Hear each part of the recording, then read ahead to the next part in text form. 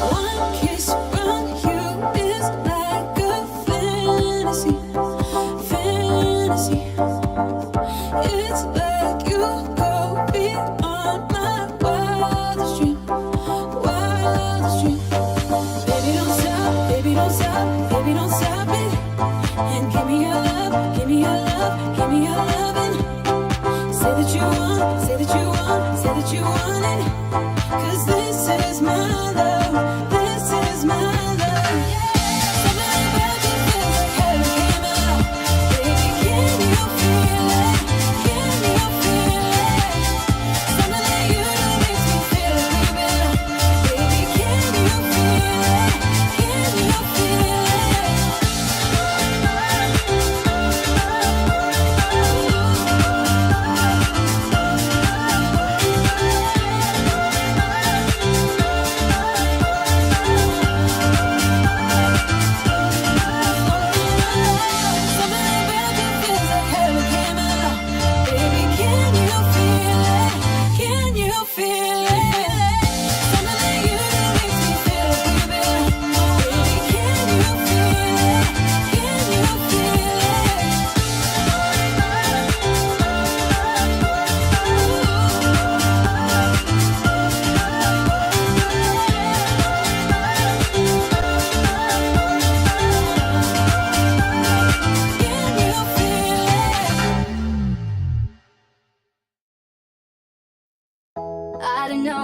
why we parted. I don't know I went wrong. I just know that I want your body here with me tonight. With me tonight. You know what I need, know just where to touch. Make me feel like I can't explain. Oh no, don't you leave, it's just a bit of fun. You know how to drive me insane. I know it shouldn't feel right, but baby, don't go. Just love me all night. Just love me all night. All night. Just love me all night. All night. Just love me all night. All night. Just love me all night. All night.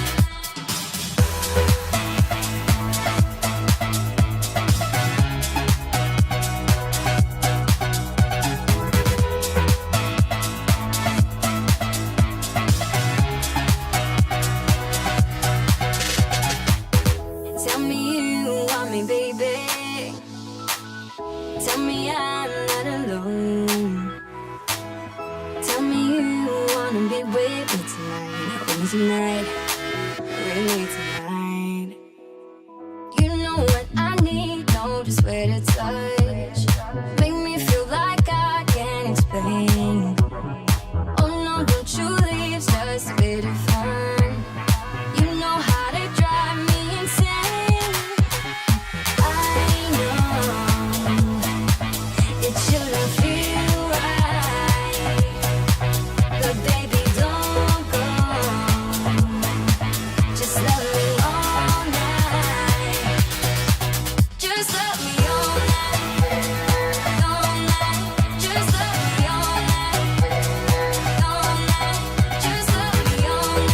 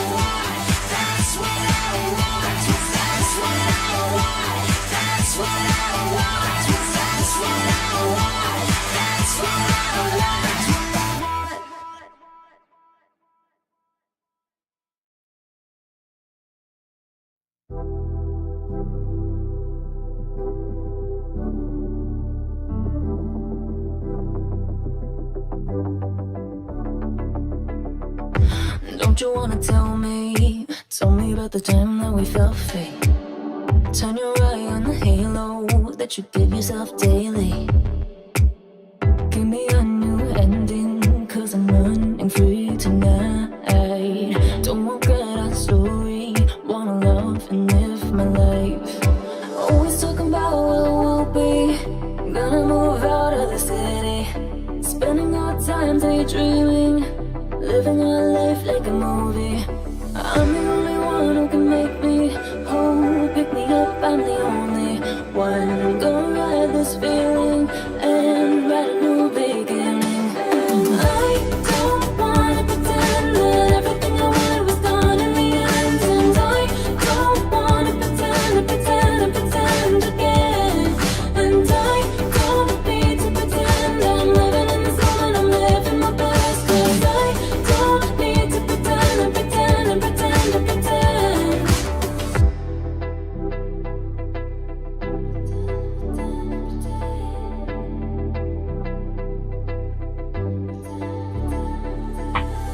Don't have life in envy, shine a bright energy. With the waves I'm making, gotta make sure I'm happy. I'm the only one who can make me whole. Pick me up, I'm the only one. I'm gonna ride this feeling and write a new beginning. And I don't wanna pretend that everything I wanted was gone in the end. And I don't wanna pretend again. And I don't need to pretend I'm living in this moment, I'm living my best. Cause I don't need to pretend and pretend and pretend and pretend. And I don't wanna pretend that everything I wanted was gone in the end. And I don't wanna pretend and pretend and pretend again. And I don't need to pretend I'm living in this moment, I'm living my best. Cause I don't need to pretend and pretend and pretend and pretend.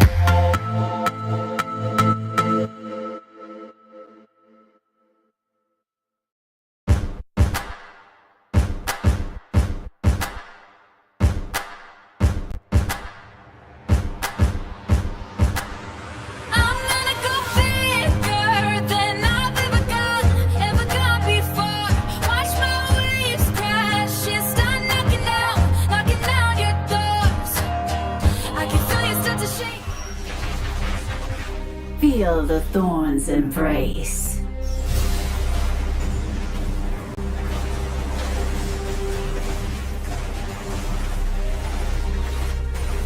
Death is in bloom.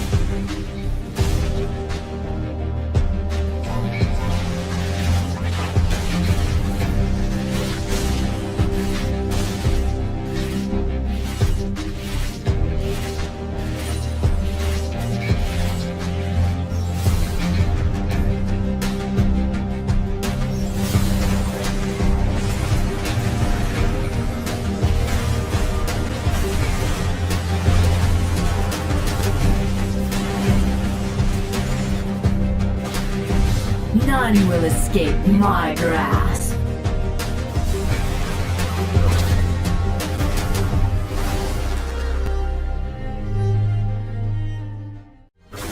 See, it's just a scarecrow.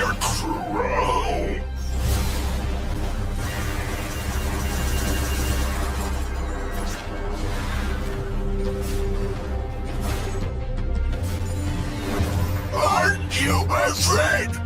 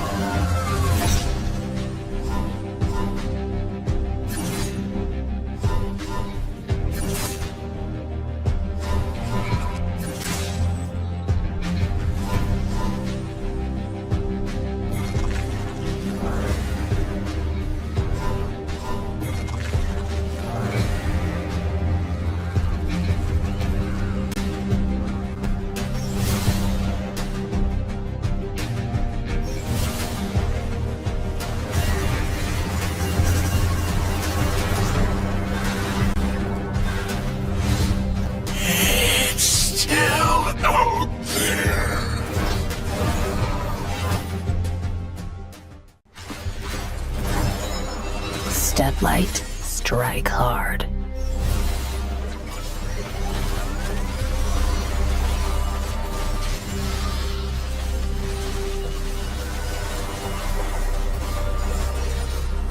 Crack 'em like a tomb.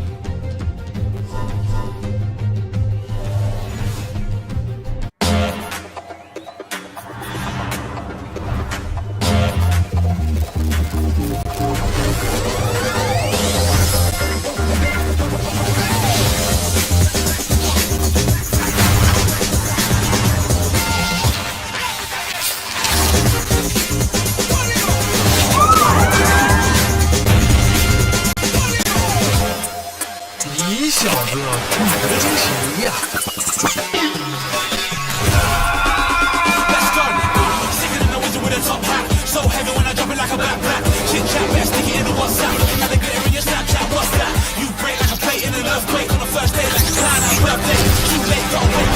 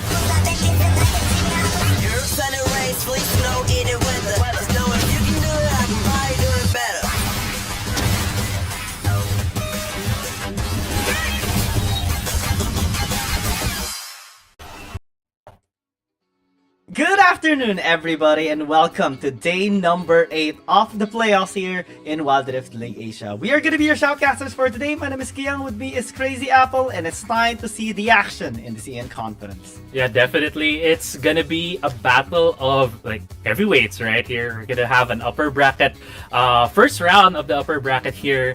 And we're gonna be seeing, I believe, Thunder Talk and Keep Best Gaming duking it out in this best of 7 series. And so far, our CN Conference playoffs have not been, I would say, had not had any shortage of games. The two series have gone all the distance. Kind of expecting, maybe it's gonna be the same here. Especially that both of these teams are really incredible. We have so many games in the CN Conference, not only against each other, but also against the APAC teams. Thunder Talk and Keep Best Gaming having great scoreline on their side, as well as they will start battling against each other in the upper bracket semifinals. Thunder Talk being in the top spot before this, or as we start the playoffs here in the upper bracket finals, and with having 11-3 scoreline, battling Keep Best Gaming right now, the former champions of Wild Rift League Asia Season 1, and now is still in prime position with the score of 9-5 and a rank of 4.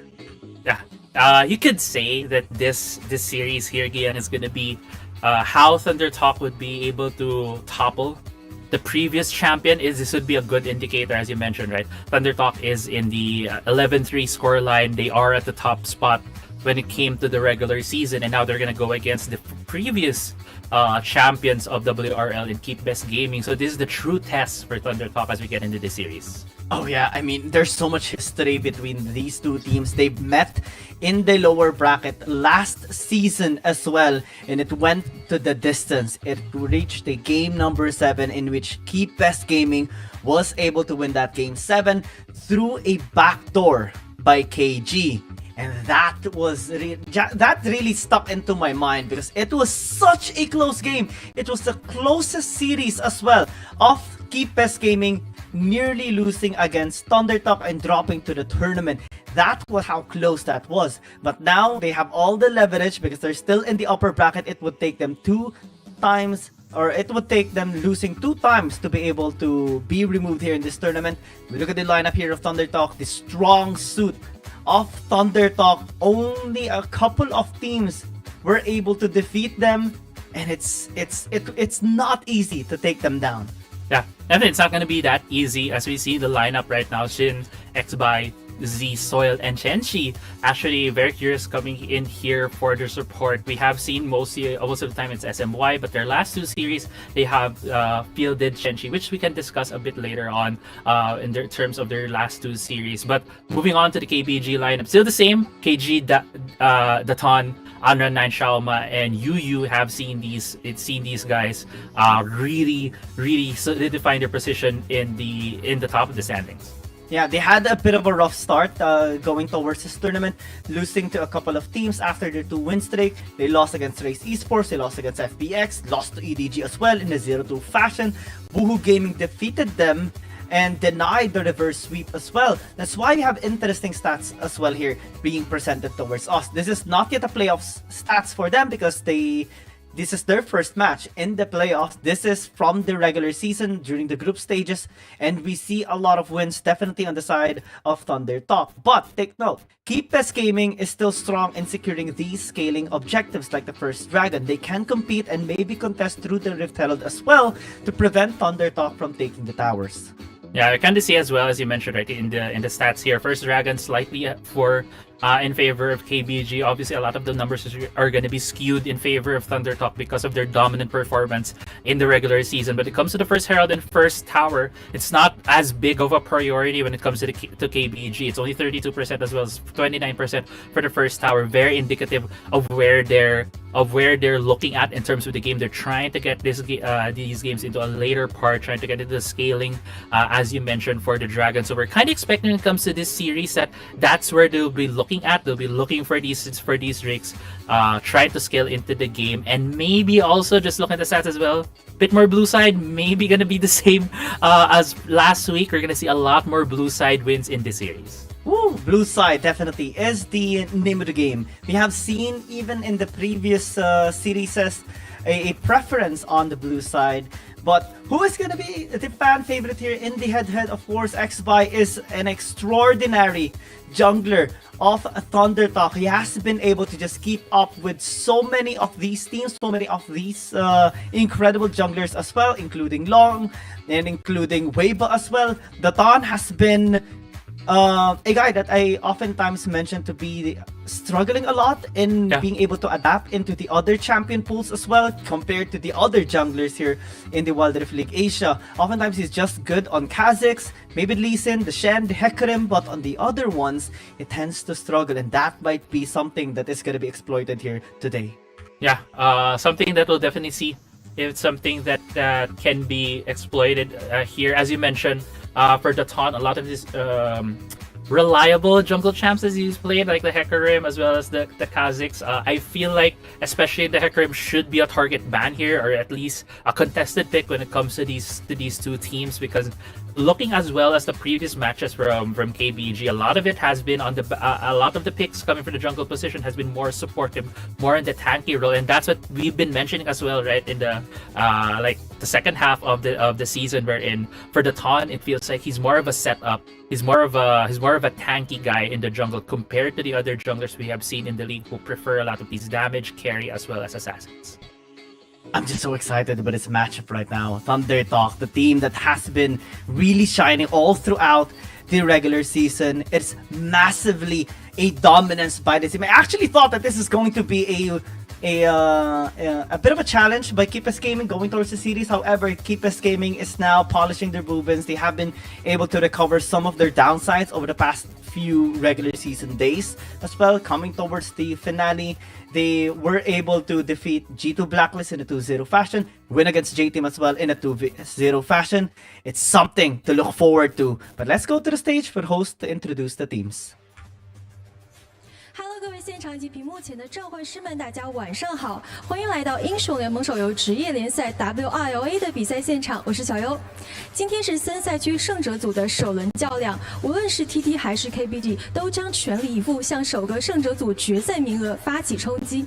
近期状态良好的 KBG 能否乘胜追击，而常规赛低的 TT 又能否在季后赛延续辉煌？答案即将揭晓。下面让我们有请 Thunder Talk Gaming 以及 KBG Gaming。Good evening, everyone. Welcome to the Wild Rift League Asia. I'm Peggy. Today is the fourth round of the CN Division Winner Group Contest. Both TT and KBG team will go all out for the first Winner Group final place. If it is KBG who is in great state can continue to win, or the regular season winner TT can continue to shine in the playoffs. The answer is about to be revealed.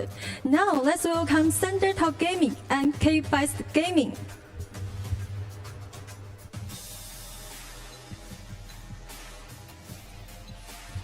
上次的遗憾今天还。违心说：“今天求求你们让我们赢吧。”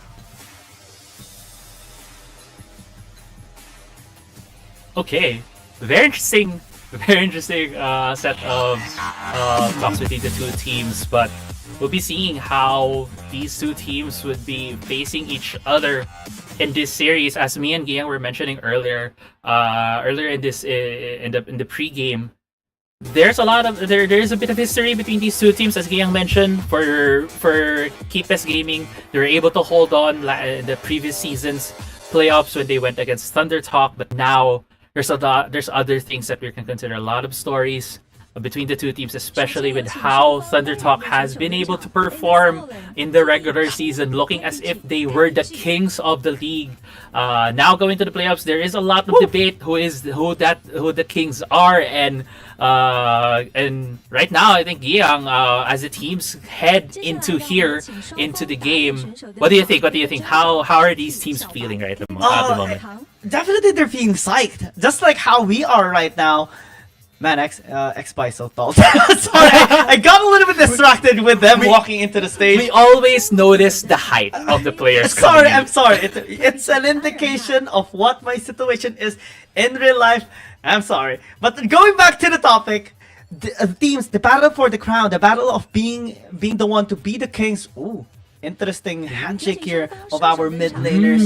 Thunder Talk definitely is still in a good spot. EDG is contesting. Praise Esports is contesting. And KBG Gaming alongside with Nova Esports as well. I think the 5 that we have mentioned so far is going to be a tight battle because they have their own strengths and they have been exploiting each other's weaknesses as well. We see Chensi as well being the one to be in the support line for Thunder Talk as well. Just making SMY sit back and relax first and let Chensi take control. Yeah, looking at the stats as well, like at least for the past couple of series here that the Thunder Talk has played, in the previous series against Nova and Trace Esports, they have played Chensi for all of those games, and they did lose those 2 series as well. But they did play against KBG on December 16 on day 34, and they both played SMY and Chensi in games 1 and games 2 respectively, and they did win that series 2-0. So not the best record for Chensi at least the past couple of series that they played, but at least against KBG, he has won in this season. 100% win rate for him against KBG in particular. So maybe more confidence coming in here. Maybe these things don't really matter when it comes to the playoffs because there's going to be so many things underlined, so much prep that these teams have gone through in the past couple of weeks. Oh yeah. Preparation, adjustment, and also just constant improvement as well, individually and as a team as well. That's why we see them just shining so many times. Thunder Talk remaining as the top one in Wild Rift League Asia in the CN Conference region, despite losing 2 times in a row. Just in the near conclusion of our regular season as well, or the group stages. They lost to Trace Esports, they lost to Nova Esports, they lost to EDG. Imagine the competition we have right now here in this series and in this tournament as well, especially in the CN Conference. It's so exciting, and it's time for our drafting phase in game number 1. That's gonna be here. The first game draft between Thunder Talk and KBG. And I think this is as expected. We're going to be seeing Thunder Talk in the blue side of game 1. If it was any indication from last week, blue side had 100% win rate, especially in the second series of last week between those teams. So right now, we're going to see here what are the priority bans so far. It's Gragas and Zoe as well as Alistar for the side of Thunder Talk, really denying 2 supports away from UU. And so far for KBG, a bit of the stock standard that we see, taking away the Evelyn, the Akali, and the Nautilus. Now I feel like there should be a lot of coverage or a lot of attention right now being brought towards Hecarim.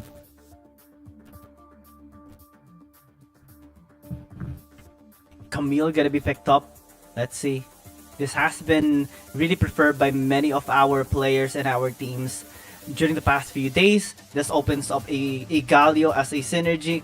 Shen maybe picked up by Thundertalk as well if KBG is not going to be denying this, but the Hecarim has been picked up here for the Thon. This is good. The Galio as well is going to be picked up. And that's again just team fighting for Kikas Gaming.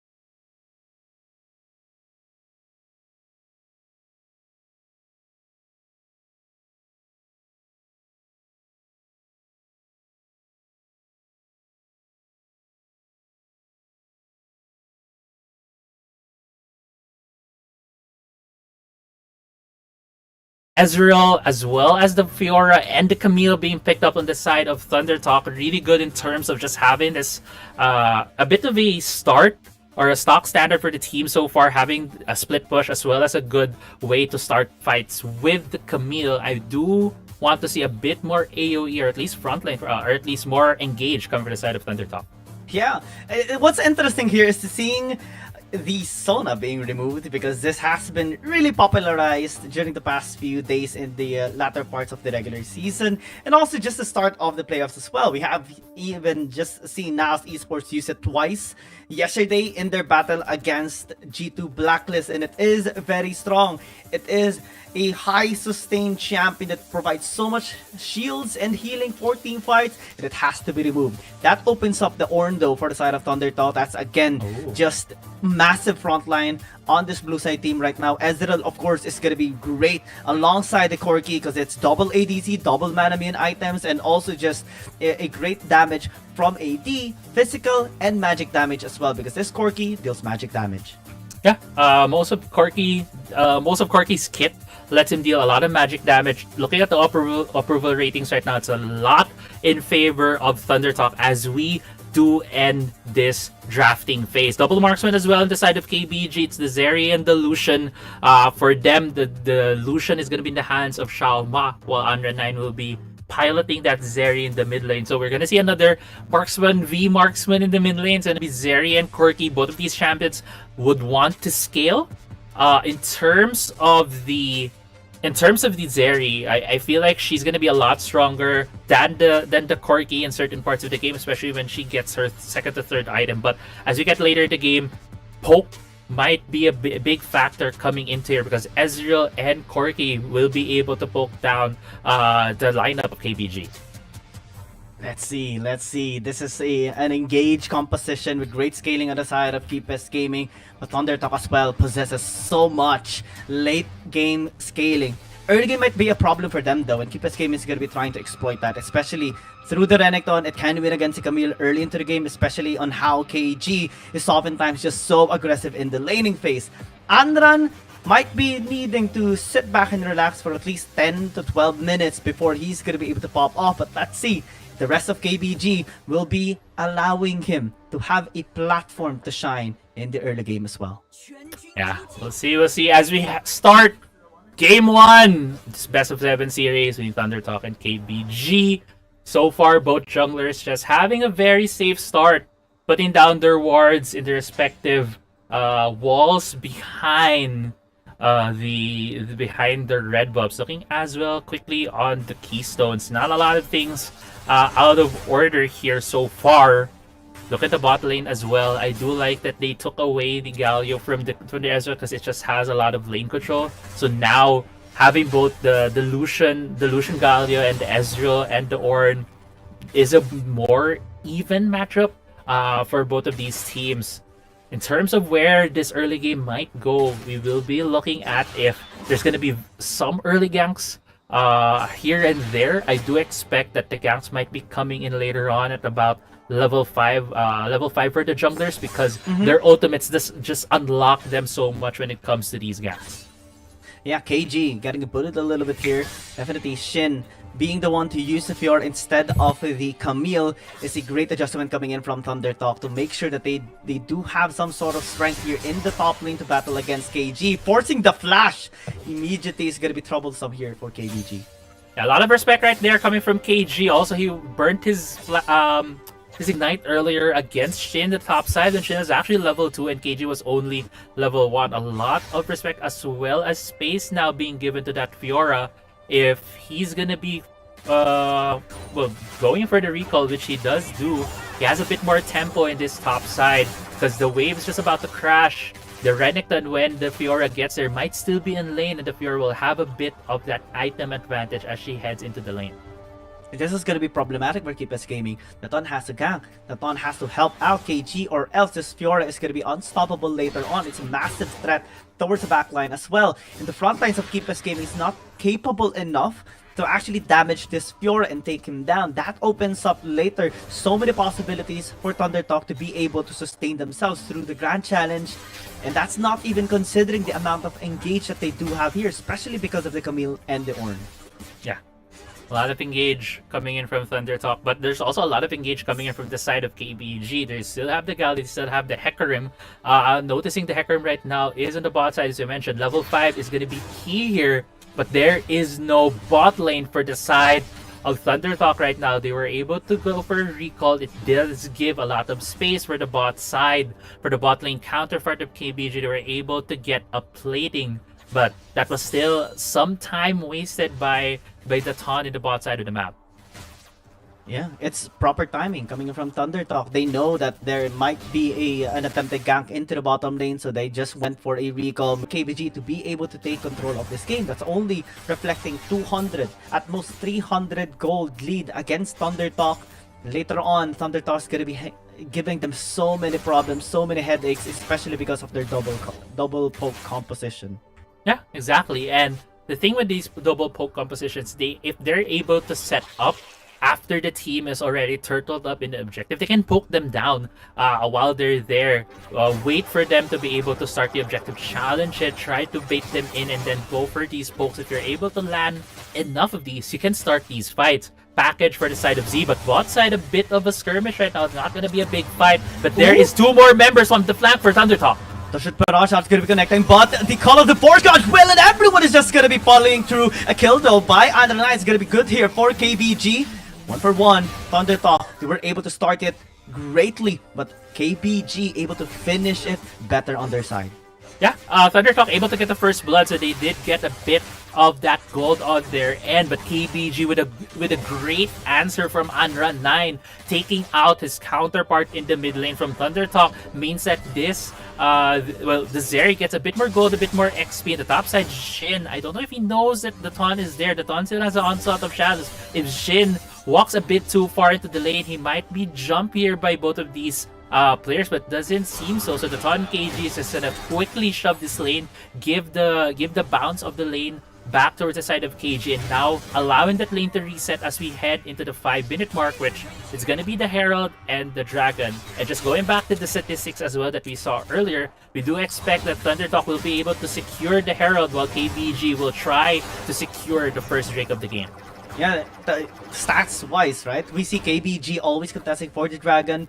RH has been the priority of Thundertalk ever since the beginning of Wild League Asia in the group stages. But the Dawn is going to be lingering in the area, especially because they are in prime position to actually contest. The charge is going to come through. Great knock-up coming in.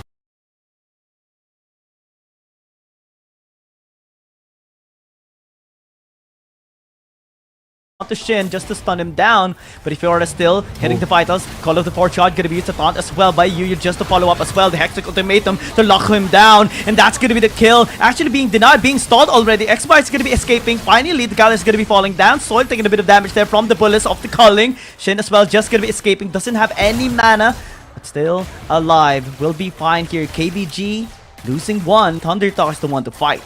Yeah, Thundertalk wins the fight, but KBG gets the objective. We're able to secure the first Herald of the game. Uncharacteristic of them when it comes to the statistics, but you also see how low a lot of the Thundertalk members are. They really expended a lot of their health resource bars, and now because of that, they were able to go for these recalls. They still have the man advantage. They're able to secure a free Drake on their side. KBG a bit slower because they did go for these recalls. And now Thunder Talk, yeah, they are now in a better position when it comes to scaling, but because of the Herald right now being on the side of KBG, do you expect for them to prioritize putting this in the mid lane to open up the map for them?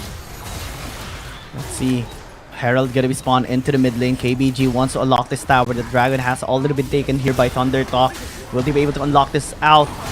The answer is no, unfortunately, for KBG Gaming. But at least turret plates are gonna be helpful for them in terms of securing a couple of gold. At least to be the ones in charge of the next few fights. Aposto is gonna be initiated. That's interesting. I wonder what happened during that game. Yeah, I'll also see the player camps. They were very surprised on where the pause came from, but this allows us now to talk a bit more in terms of what you can expect when it comes in the mid to the late game. One thing that I feel like we're gonna see later on, because the Drake did go to the side of Thunder Talk, they have a lot more late game scaling. If they're able to capitalize on that, just bunker things down and not lose too much against KBG, they do have a big threat, and that's gonna be the Fiora, which is able to focus down these side lanes. They might just be able to out macro, because that's a big point of pressure. The thing is, when you have a point of pressure like that, like a Fiora in the side lane, you need to put attention to it. You need to put like 1 or 2 members from the side of KBG, and that allows both the Corki and the Ezreal to just have this freedom to shove lanes and then just push towers. So that could be an outlook when it comes to the mid to late game, especially if things stay even at this point in time, because right now, even though they did see the Herald bonk mid lane, didn't get the turret, yes, there is a bit of a golden advantage on the side of KBG, but as things stand, it's very even between the two teams. Yeah, it is. KBG Gaming trying to set the momentum up for themselves. They have the draft for it as well. But late stage into the game, it's actually good for them as well. Just except for the Renekton. I think that's the only one that actually falls off on them. Thunder Talk, everyone scales, and that's what makes them really scary into the late game, especially because of their double full comp. Now KBG, they have to be extra aggressive this time around. The map is about to be open. If they unlock the mid lane tier 1, that can give them the access towards the jungle camps of XBuy. Maybe try to take some of his camps down, and then slowly take more resources away from Thunder Talk, deny them the gold, and that can be helpful in denying the scaling as well of Thunder Talk. Yeah, exactly, right? So that is what KBG needs to do. They do have the tools for that. They have the Hecarim, they have the Galio. Champions that can force fights, champions that can engage from far away, and then Azeri can also come in sliding down the wall, as well as the Lucian dashing in. So there's a lot of tools the side of KBG. They also have a Renekton, which is notoriously better when it comes to early to the mid game, as compared to Fiora that Thunder Talk has, who was a lot better when it comes to these late game fights. So the objectives that KBG is looking for, as well as their win conditions, they do definitely have the instruments, the tools to be able to force the issue on Thunder Talk if given the opportunity. What's gonna be when will they get the opportunity though is the question here, because KBG really needs to have an opportunity this time around to be able to shine. The Ton is finally actually being able to use his, or at least one of his more effective champions, right? The Hecarim. However, we don't see any great engages coming in just yet. No onslaught of shadows straight into the backline just yet being orchestrated here by the jungler of KBG Gaming. We have seen more impact by XBuy in isolating some of the members of KBG Gaming a while ago. Even Yu was being threatened a lot and denied from being able to engage and lock the CC down towards Thunder Talk. Yeah, and honestly, we do talk a lot about the Ton. We compare him a lot with XBuy, has been performing magnificently in this season. But at least for this game, it's not a lack of trying for the Ton. It's mostly Thunder Talk just really having good positioning. Usually in these fights, as we saw earlier in the Herald fight, Thunder Talk got out of that fight with a sliver of HP, and the job for the Ton was to make sure that they get the Herald, so he wasn't able to use the Onslaught of Shadow. So that's a good thing coming from KBG, as well as Thunder Talk just positioned themselves so far away from each other that would nullify a big reason to use Onslaught of Shadows, because the hard thing about topside though, he's just 2v1ing. 2v1ing, not a problem. Okay, there are 2 people that I can poke now. That's the only thing going into the mind of Shin right now. He doesn't take any damage and is taking them away from the tower. That gives them access right now to maybe chip in a couple of plates in the top lane as well, despite 2 people from KBG being there. That's actually not a good sign coming from Keepers Gaming right now. That's just Shin beating himself, right? And that is a great sign of confidence for him, as we do see this blue buff fight. Great Hexacut to meet him, but it's being denied. The fear is just there, and Thon this time makes his mark. And finally, Thundertalk's gonna be losing another one on their side. KBG having the numbers advantage. Won't be able to get anything though. There's nothing else to fight for. Yeah, but great defensive play coming in from KBG. Those Thundertalk trying to test the water, seeing if they have a bit of an advantage when it comes to those fights. And right now, top side, yeah, just a bit of a bit of a scuffle there, but not gonna be going out to a lot of things now. Another blue buff battle we might see here. It's now on the other hand, KBG trying to steal this away from Thundertalk. The Shield of the Run gonna be denied with a knock-up from the Call of the Forge God, and a great charge as well. Just to knock them up, not much follow-up. Actually, a flash gonna be used there by Shama just to be able to escape, since X-Bai is already in the vicinity. Yeah, it's just these like small fights right now that we're having here.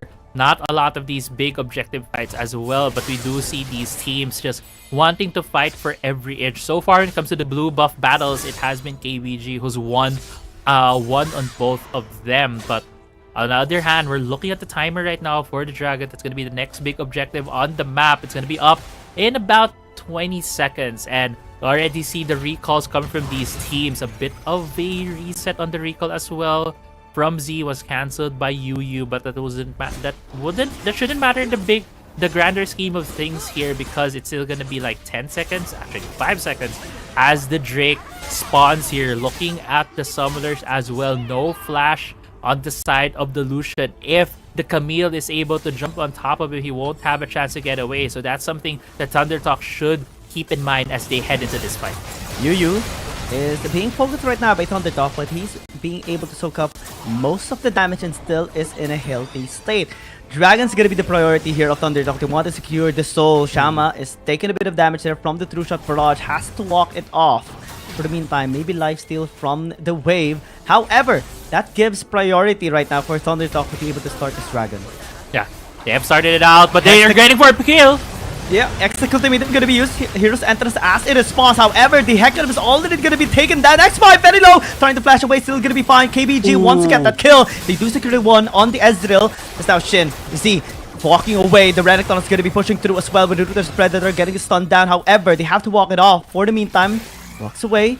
Leaves the Dragon B. Chansey starting it up as well. They want to drag them down here. Keep us gaming. They are being taunted. Thundertalk wants them to commit into a fight. Still, X-Bai is going to be here. Recently, that's gone into the base, but it's now going to be able to impact into the fight. Shama dealing the damage. Repose coming through from Shin. Try to dodge, at least block some of that damage, as the Dragon's still just going to be taken here by Thundertalk because the taunt is just not there. Yeah, the taunt's not there. He was down. It was a 1-for-1 trade for both of these teams, but in the end, it was the Dragon being secured right there by Thundertalk. And I just love the discipline coming out from both of these teams. They didn't really fully commit to a fight. They went with what was required for them, and for Thundertalk, what was required was to be able to secure the Dragon. Now they're at soul point. One more Dragon. They're gonna have soul. That's gonna be a big scaling objective for them as we get into the later parts of this fight. As we see in the replay right here, it's just an immediate go-in for here from Thundertalk. Shenchi was able to catch the taunt, and they focus all of their damage on the KBG jungler, which is what you want to do, right, when it comes to these objectives. So KBG, they needed to back off. X-Bai was able to keep himself alive, and that was just really the point in time where Thundertalk felt very confident to be able to secure the Dragon to their side. Very unfortunate as well for Soil a while ago because he wanted to escape. He used the QSS, however the Ignite was used onto him, so he was taken down. Still, Thundertalk getting the Dragon is going to be so useful for them as well, since they're now going to be threatening for Soul Point. And that is scary for Keepers Gaming. That is something that they have been, you know, struggling at least on the scaling side against the other teams as well. Thundertalk is notorious for always investing for late game scaling, and this has been the problem as well for every other team that they have matched upon. The Renekton is going to be taken down, KG is dead, and Thundertalk getting the ganks through.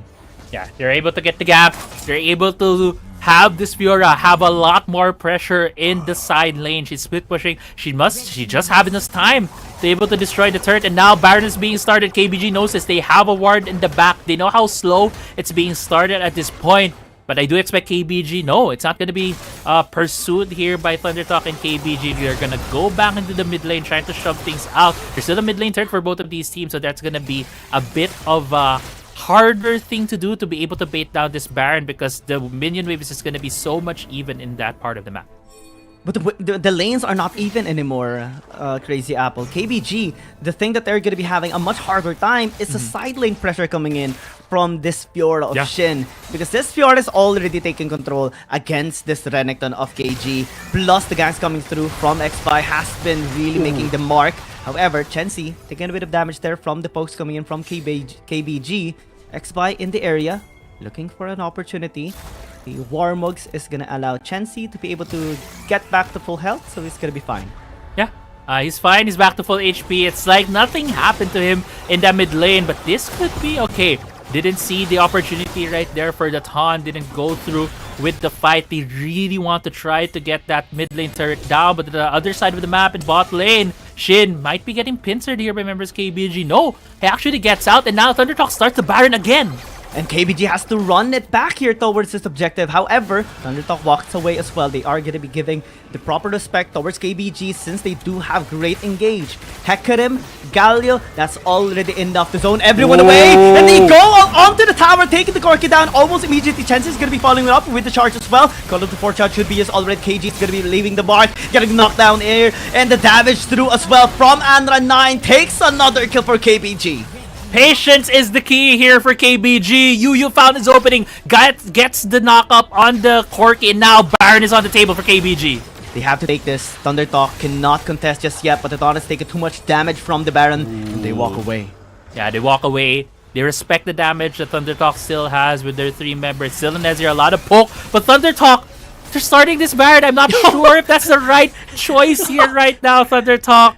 Dude, they play with fire. They love playing with fire. And sometimes they get burned. Sometimes they're the ones that are taking control. But in that replay, it's not the case. Yeah, it started with that flash knock-up coming from the Galio, and there's a lot of good defensive plays from Chensi. But at this point in time, it's too late. The Cork is already down. The turret's already down. And they get one more kill here for them. KBG just used a lot of patience. But before that, we're going to see another fight here. Yu down to half HP. And being slowed as well. Thundertalk not allowing KBG to take control of this game. They want to secure this soul already for their side. They're going to be turning on to the support. Cal is going to be the target. Yu taking a bunch of damage already. Stasis to buy some time. Onset of charge is going to be as well, but Yu is still going to be taken down for so long. He's still alive! Finally, the call of the board child will be able to take him down. KG is going to be running away. Under 9 trying to free it from the backside. Going to be flashing in as well, but it's going to be taken down immediately by Thundertalk. And that should be the dragon for Thundertalk as well. Yeah, that's going to be the soul here for Thundertalk. KBG in ruins after that fight, and it's just a Thundertalk thing, right? In terms of team fighting, they go out with a sliver of HP. They're really making full use of their health bars to be able to win out on these fights, and now they do have soul. Thundertalk is such a strong position when it comes to the scaling. Both Z and Soil, their damage is gonna hit like a truck. At the same time, they're gonna be able to regen all of this down as they start the Baron. They are starting this without hesitation. KG is going to be the area, lingering, trying to get the soil, still is lacking the damage, is going to be bursted away. Thundertalk just flexing their muscles right now against Keepest Gaming, taking every threat away from their side as they are just chipping this Baron down. Hecarim still going to be fine. Still, it's just taking a bunch of damage, but still can actually fight. They turn on to him though, and that's going to be the kill. Hecarim is already out from the equation. Shama is going to be here though, trying to deal the damage, but Andra 9 is going to be using his stasis, trying to buy some time. Shaman's going to be taken down. The rest as well of Keepest Game is just going to be wiped away in a triple kill by Soil. And just like that, Thundertalk able to take down all of the members of KBG. They're able to destroy these turrets. Not sure if they're able to end this game at this point, but for Thundertalk, they have done their job. They're destroying all of the turrets in the mid lane. And they will just run it down mid. Crazy Apple, it has been a crazy game. But Thundertalk's the one to shine, taking game number 1 of this best of 7.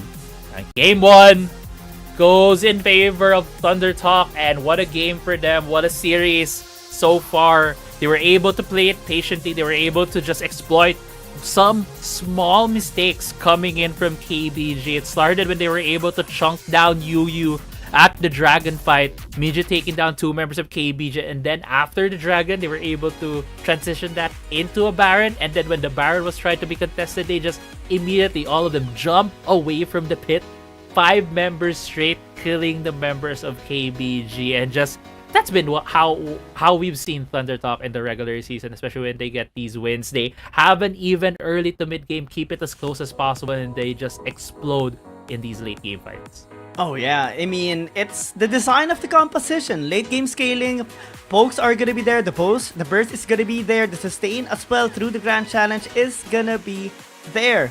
And KBG, they have their strengths, but there is a time that some of their champions are gonna fall off.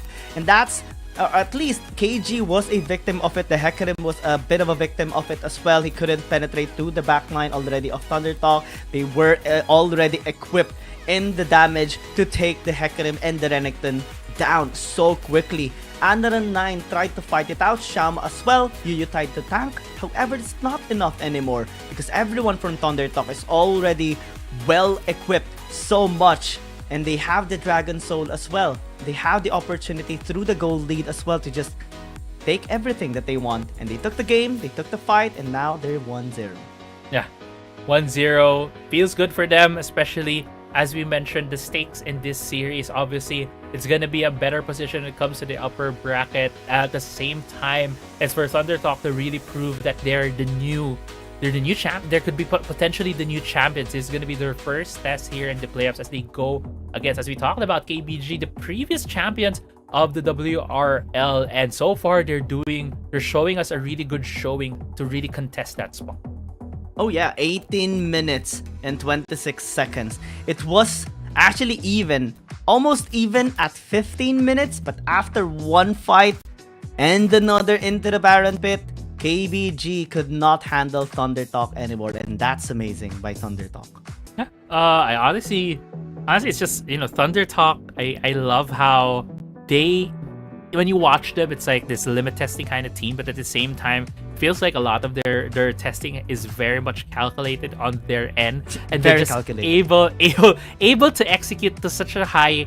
To such a high standard, and that's how Thunder Talk really plays. It's like on a knife's edge, and I feel like that's something that KBG needs to address, something that they need to try to take advantage of. Because when the thing is, when a team plays on the knife's edge, it means that it can go either way, and they can just horribly end in the negative for them. So something that I would want to see for KBG is to try to force the issue more on Thunder Talk. Oh yeah, Chansey as well. Well-deserved MVP, especially as he is just able to provide a platform for Thunder Talk to be able to shine. Z was able to free hit, Soil as well was able to free hit, and that's just game number 1 of this best of 7 series, everybody. We still have more games, more opportunities for Thunder Talk and Keep Us Gaming to get their wins, but we'll just go in a short break. Crazy and Apple and I will be back. Feel the thorns embrace.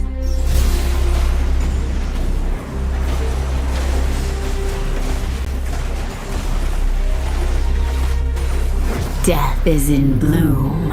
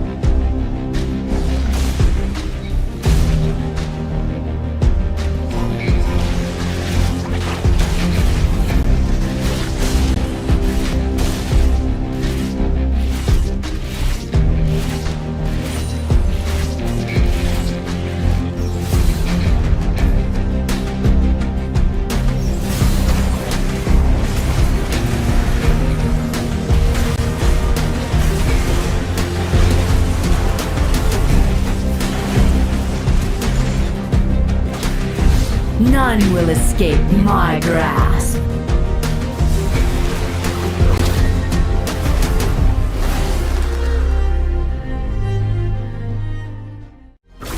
See, it's just a scarecrow.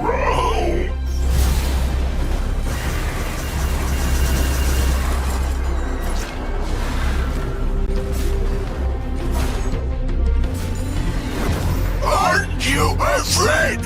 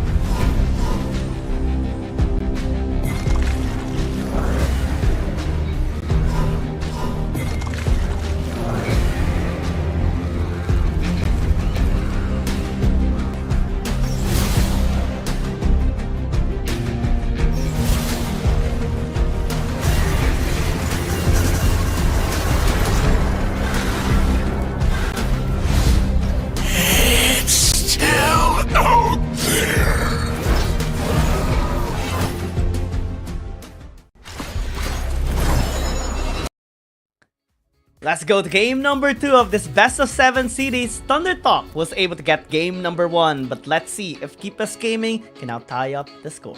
Yeah, definitely would want to see KBG tying up the score right here. We'll see which side they're gonna be in this draft, and curiously enough, they're gonna be on red side. They don't believe in the blue side blessing from the previous week. They don't believe in the blue side. They're still gonna stick to the red side here in game 2. Yeah, that is interesting. I wonder what's going to be the change though in their approach, in their pickings, if it's going to be effective as well. There's a lot of questions went into our minds a while ago in KBG struggling to keep up with the momentum of Thunder Talk. Also in denying the objectives, like the scaling objectives like the Dragon, the Soul being completed, the Baron being threatened by Thunder Talk, the scaling of the Ezreal and Corki was definitely a problem as well. Keep Us Gaming has to find more answers rather than problems. Yeah, exactly. They could start off with having a bit more proactiveness in the early game. We did see they also tried to scale as well. I don't think Hecarim was a problem, so this could very well be a repeat pick from the Ton, but just a bit more adjustment in terms of trying to force the issue on Thunder Talk. If the bot lane gank, or when the Ton went to the bot side, if that was a successful gank in favor of them, that could have been something that KBG played around on. But unfortunately, Thunder Talk had the correct idea of going for the rotation, going for the backs at the start. So at that time, so there was no gank that happened. But going back into this draft right now, so far things are remaining the same for both of these teams. No pick so far has deviated from game 1. Yeah, nothing was changed so far. Even the Sona, so maybe the Severe and the Vladimir just gonna be taken away here by Thunder Talk, and then the last ban on the set. Okay, it's the Ornn that it's gonna be taken away, but the set is gonna be available here for Thunder Talk. Yeah, set's gonna be available, something they could pick up. Corki being taken away by KBG. Gonna be a bit of a switcheroo when it comes to our mid laners. If that's gonna be the pick here by Xiaoma, expectedly gonna give to Anra 9. We could see Zeri being picked on the other side for Thunder Talk, so that could just be the switcheroo. That could just be the swap between the two teams. But now it's gonna be a question: what's gonna be the support for the side of Thunder Talk? You mentioned, Set is an option here with Galio, Ornn, and Gragas, as well as Galio out of the field, as well as Nautilus. Set is probably the only other big engaged support that Thunder Talk could pick up. Leona is a possibility as well, although we haven't seen her in a while. I don't like the Leona, if ever. I think Set is gonna be so beautiful, but not as beautiful as a Celestial goddess that can just give you so many HP with just one skill. Oh, Let's see. Rakan actually gonna be locked in here for Chansey. This is interesting. However, it can be quite dangerous as well because Rakan isn't really the tankiest support. Even if it is an engaged champion, you can still be blown away by all these damage dealers from KBG, including the Xayah.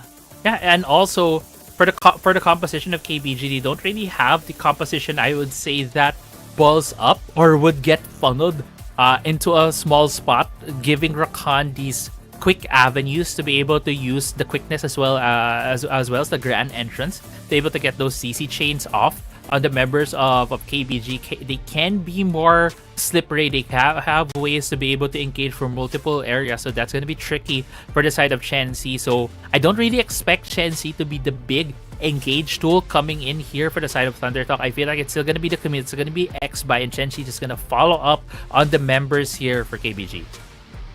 I'm so excited for this game.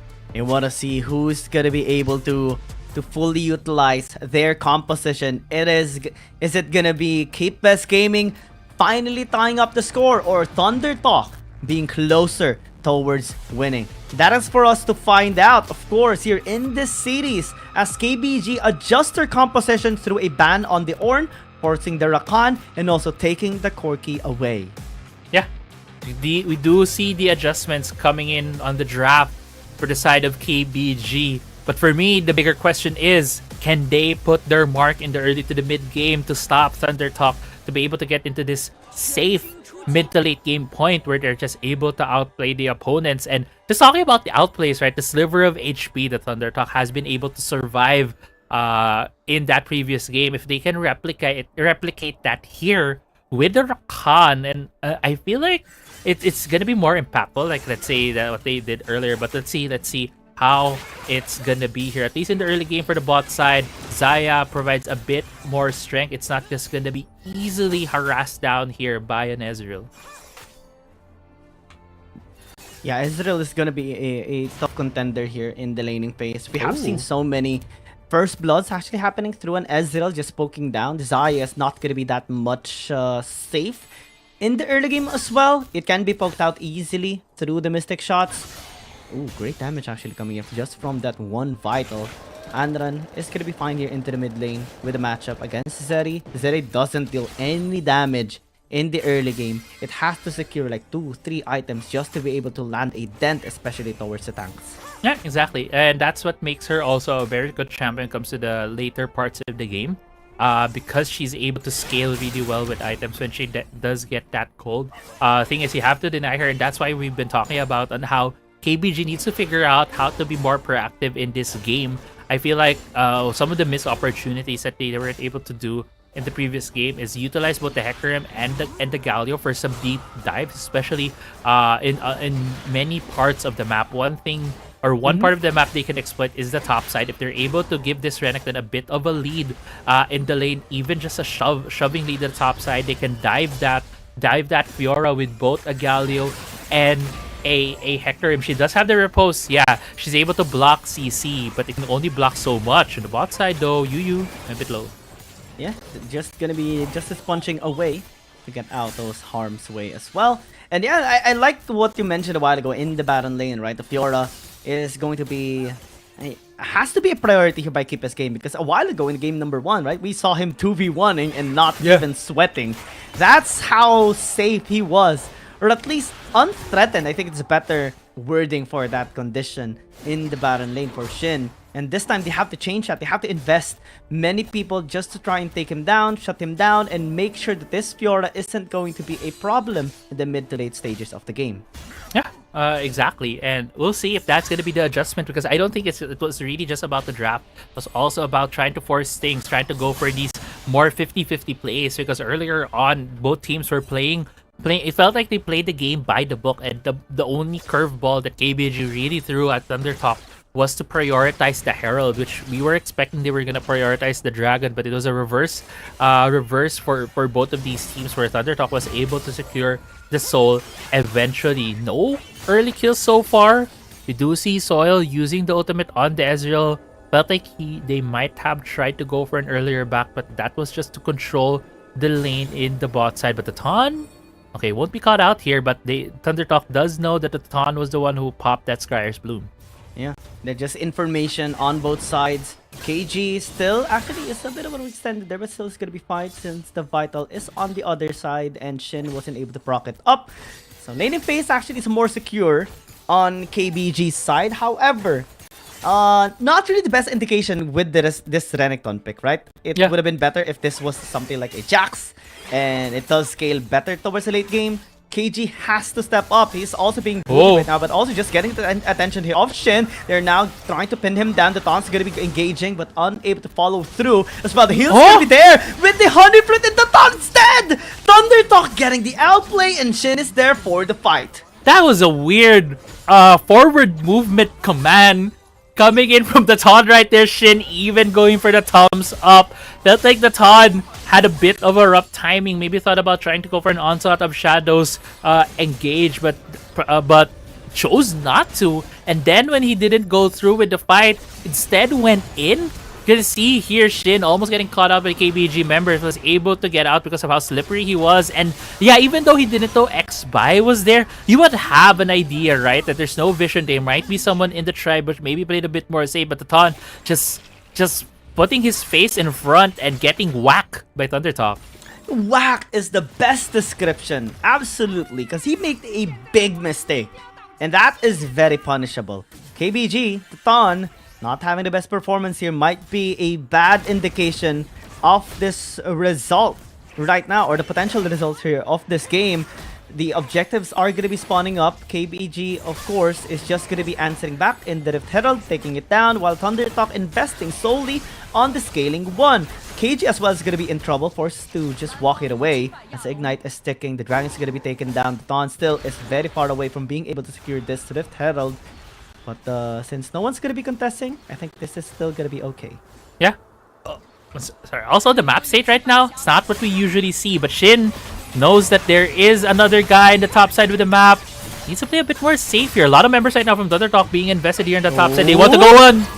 Immediately turn, and Hiryu is trapped through the Proj to one that gets a kill. Chensi as well getting the knock up towards Shama. I don't think they are just going to be following up there on that kill, but getting one is already great. Yeah, they were able to deter any kind of threat coming in from KBG in the top side. They had more members to start. That tower is very low. They would have wanted to take it down, but now a lot of the tempos went to the side of Thundertalk. And can I just commend a Soil? I think this is the second game I've seen him have a perfect true shot barrage positioning. Yeah. In the game one, he was able to hit all three members, and now even in that extended fight, he was able to hit two. This man's insane with the true shot barrage. Insane, right? And that true shot barrage a while ago in game number 1 allowed them to secure an objective. And it forced KBG just to walk away and give the Dragon. That's how big it was. And this time, it got a kill, which, in my opinion, is better. Yes, always getting a kill's a kill. That's what they always say. It's not kill steal, it's kill secure. Secured. Thank you as well. Yeah, saying thank you is not already a steal, it's a secure. And they will secure the stun as well, of course, with Hextech Ultimatum just locking him down. He's forcing the hero's entrance, and the Knight's gonna be fine, but this tower will not, of course. It's losing a couple of plates. Mid lane, though, is gonna be unlocked by KBG. I think that's a better trade, to be honest, because KBG can now work on the macro. Yeah, definitely. That is a better trade. There's also no members of Thundertalk in the mid lane, but Shin might be getting caught out here in the bot side.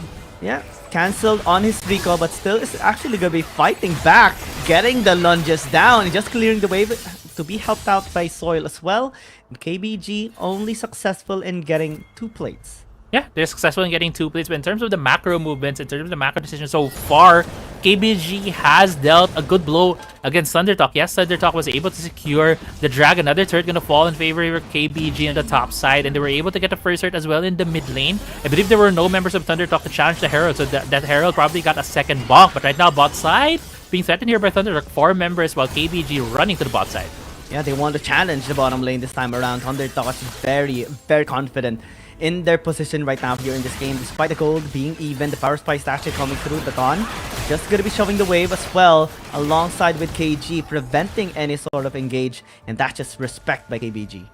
Yeah, respect by KBG, respect as well by ThunderTalk, not forcing the issue, knowing that they took a bit more time, a bit too much time in trying to force the objective or even forcing the tower dive. So they didn't go through with it, knowing that there are a lot of members KBG under 9. Oh no, he's already alive! dead. Actually survives with 1 HP, and this time they're the ones to strike, and X-Spy is the one to fall. KBG getting the slap towards ThunderTalk.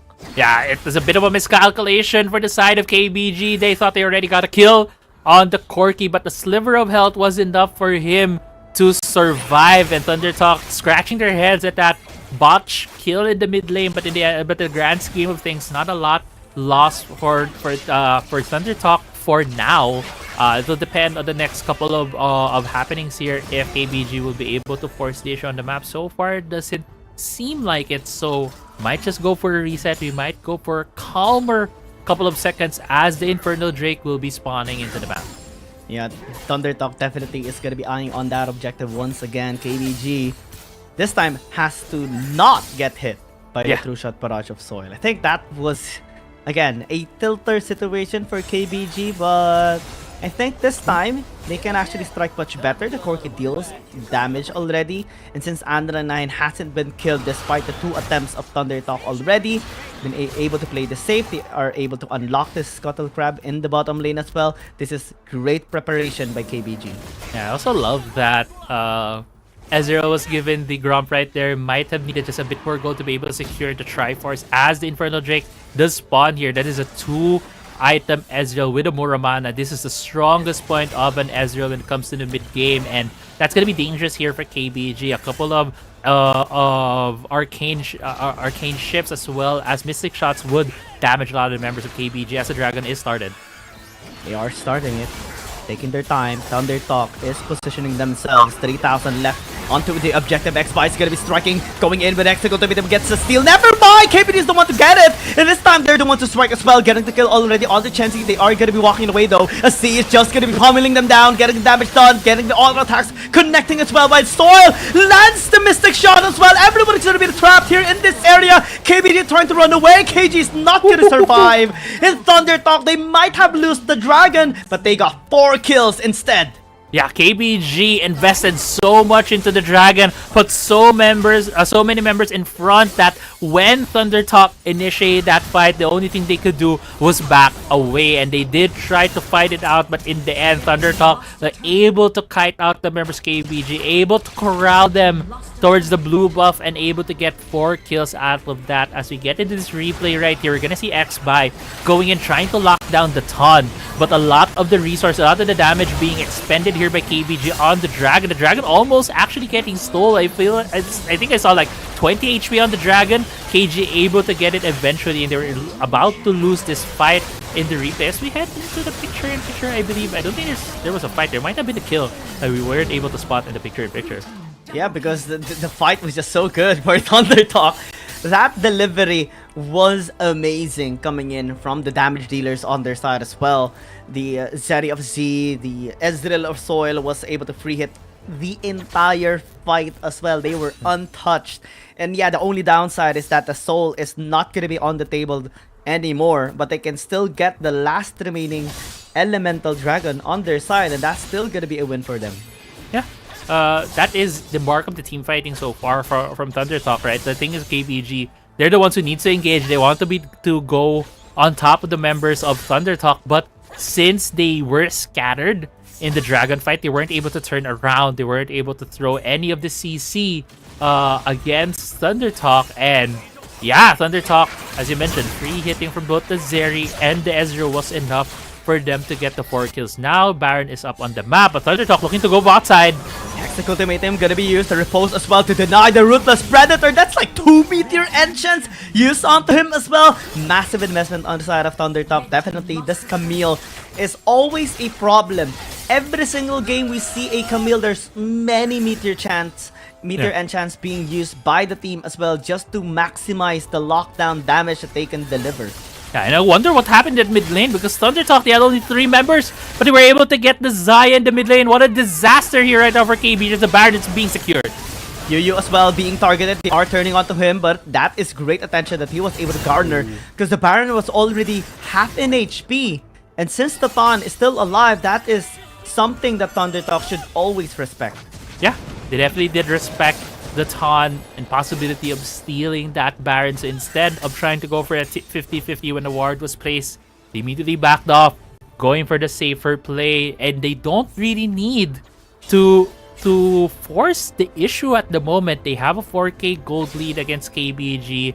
Dragon is even, but in terms of the tempo, in terms of the momentum, it's definitely on the side of ThunderTalk right now. So KBG needs to figure things out, needs to find a way to break the lead, to break this whatever ThunderTalk is doing right now, because ThunderTalk is just really cornering KBG at this point. That's the best description, cornering, because KBG right now is being just reactive. Whenever they see something being made by ThunderTalk, they react, they try to respond. But ThunderTalk is the one orchestrating the fights as well. That gives them leverage, not only in execution, but especially in position as well. That's why we constantly see them securing the gold lead, securing the objective, securing the fight cleanup as well, because the preparation is already in set for play. And KBG has to be able to do that as well in order to come back here in this game. Ooh, Baron actually started right there by ThunderTalk, but KBG able to spot him out. So Baron is again reset at this point. Dragon's about to spawn in the map in about 6 seconds. So another point of contention here for both of these teams. It might be a decision of giving up the Dragon or going for the Baron Max by! Yeah, the Taunt's gonna be in a bad spot right now, as he's just gonna get deleted in an instant. Yuya's also gonna be next, and then 9 gonna be trapped here very far away from the base, and everyone's gonna be flashing away. Status is gonna be used to buy some time, but it's not gonna be enough. ThunderTalk gets 3, and the Baron is now on the table. Baron is on the table. Only 2 members of KBG left. That was a clean 3-4-0 for ThunderTalk, and now Baron's gonna be secured. That's gonna be a huge lead right here by ThunderTalk, and what a catch on Xby. I believe there must have been a ward in that Tribush to spark the taunt, and just the immediate call from ThunderTalk to burst down the enemy jungler, take him down to be able to get that advantage. Such a great call right now from ThunderTalk, and now they're reaping the benefits of that, destroying the towers, destroying the structures away from KBG. Yeah, reaping the rewards, and the rewards are the towers. The towers falling down, the base now being opened up, or at least they're knocking onto the base here of KBG Gaming. They have to defend, but they're not going to be able to defend this mid inhibitor tower. The top lane as well is going to be next, with the wave connecting already, or about to connect towards the base here of KBG, and this is disastrous for KBG. They have to defend, they have to engage this time around. Yuyu is going to be the one to strike. Still, it's going to be fine, but the quickness into the Grand Enter is going to be a big problem, forcing out the hero's entrance here. KBG is still intact, in play, in position, successful in the tower defense. Yeah, they're able to defend. There's a lot of respect as well coming in from ThunderTalk, but they don't really need to force the issue right now. They do have a massive lead at this point. Also getting the Dragon is going to be a good thing for them as we slowly get into the later parts of the game. When they hit that 18-minute mark, it's going to be the Elder Drake on the table here for both of these teams. KBG was given some space. They are now able to reclaim some territory on the map, able to wrestle some vision. They're going to be able to take down some of these wards that they replace in their jungle. But ThunderTalk, with so much gold, able to take down these structures, they're going to come back into this map in such a stronger state. And looking at the Fiora as well, Divine Sunder and Hullbreaker, she's going to be a huge problem in the side lanes. I think he is also going to be buying a Blade of the Ruined King, so many percent HP damage coming in from this Fiora already to top that vital damage as well. And it's so problematic right now here for KBG Gaming. No one's going to be able to soak in the damage or stall this Fiora off, because they're just easily deletable by this Baron laner of ThunderTalk. And at least with the Baron, KBG still has their base intact. They only lost the mid inhibitor tower. Top lane and bottom lane are still fine. Oh. Shindo, spotted under a ward, will still be okay. Has the Blade of the Ruined King already. Again, the damage is going to be pure mid lane, going to be engaged here. Yuyu still going to be trapped inside the Hextech Ultimatum, but still is able to endure most of the damage as a true shot barrage comes through. With ThunderTalk, they walk away. Yeah, ThunderTalk does walk away, as well as KBG. Elder Drake has spawned. No Hextech Ultimate on the side of ThunderTalk, so that's going to be a key ultimate missing from this fight. Soil using as much mystic shots on the wave as possible to get back the Hex. Actually going in, the taunt is Gonna be trapped. Hero's entrance gonna be used just to sponge as well. So many things invested already by KBG. They have to walk away. They are not gonna be capable in fighting back anymore. Oh my god, that crucial barrage is massive, and Shama has to go back into the base. Shin as well, distracting them into the top lane, forcing them to commit onto him as well. The Grand Challenge has been used towards KG. You're gonna be going in, doesn't have any ability anymore. And the Elder Giant's gonna be taken down here by Thundertalk. Yu's gonna be the first target as well. Gonna be taken down here as Shin accessing the back line. The Academy's gonna be dead. Elder Knight gonna be next as well, trying to fall back this time as is not gonna be allowed at all. Thundertalk gets the ace, and that should be the game. Yeah, that should be the game here for Thundertalk, able to get game 2 of this best of 7 series. What a clean set of plays from them. Oh man, Thundertalk making a statement and a mark. This time, as they stay on the same side, they still retain victorious. And definitely that is a statement towards KBG Gaming, maybe telling them now that they have to switch towards blue side. Yeah, might be. Blue side so far is heavily favored by the teams, by the wins, by the Goddess of Victory here in our playoffs for WRLA. And that game 2 was a lot cleaner from Thundertalk. KBG felt a bit more lost than they were compared to game 1, and it's gonna come down to a lot of the good plays coming in for the side of Thundertalk. But can we just talk about as well the last part where it felt like KBG was given a lot of bad choices, and if they chose any of those, it wouldn't have gone to a good outcome for them. The best choice was kill Shin at the top side. Try to take him down, give up the Elder Drake, give yourselves a bit more time. But instead, they were caught in this what felt like a field of indecision from the players, and Like a loop, right? yeah, like a loop, right? And Thundertalk was just able to pounce when KBG was a bit slow on the uptake, was a bit slow on the decision making, and that was when Thundertalk pounced on KBG, turning that fight into an ace. Dude, 16-2. That is definitely insane amount of dominance coming in from Thundertalk. Many fights were won. The only good thing that KBG has done in this game 2 compared to game number 1 was actually just denying Soul Point. Yeah. That's the only thing. But Thundertalk got the better objective, which is the Elder Dragon, that allowed them to just win a fight through the insane macro and synergy by Thundertalk. They're just on a different dimension, man. This is an incredible team. That's why I'm so psyched to see Thundertalk every single time. And there's only a couple of teams that were able to challenge them effectively. And it would take something like EDG to actually take them down. But still, in this long series of KBG versus Thundertalk, Thundertalk's the one reigning supreme with Shin leading the pack. Yeah, Shin, definitely the MVP of that series, able to get so much attention, so much work done on the side lanes on the Fiora. But Thundertalk really, as a whole unit, has felt like even just the whole team has been the MVP of the series so far. But don't go away yet. There's still gonna be game 3. We'll be going on a short break. We'll be right back.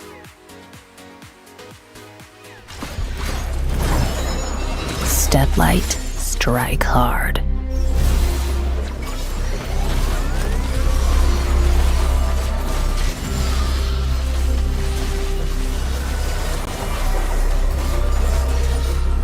Crack 'em like a tomb.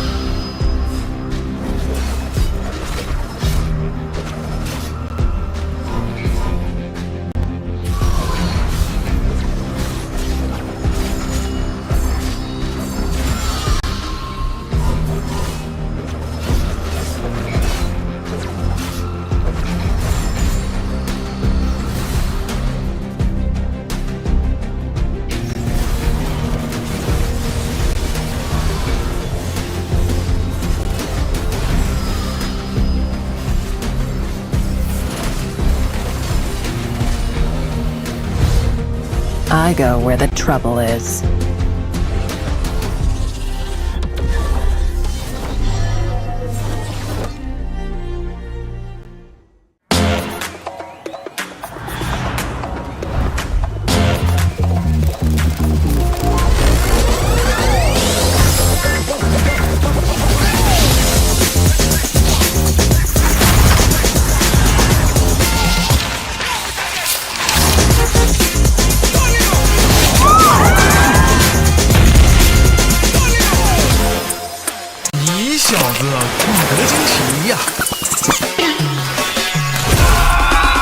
Let's go.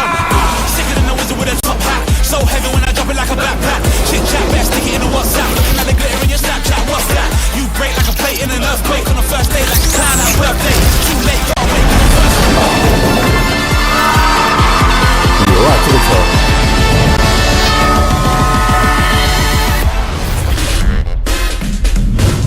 菜呢？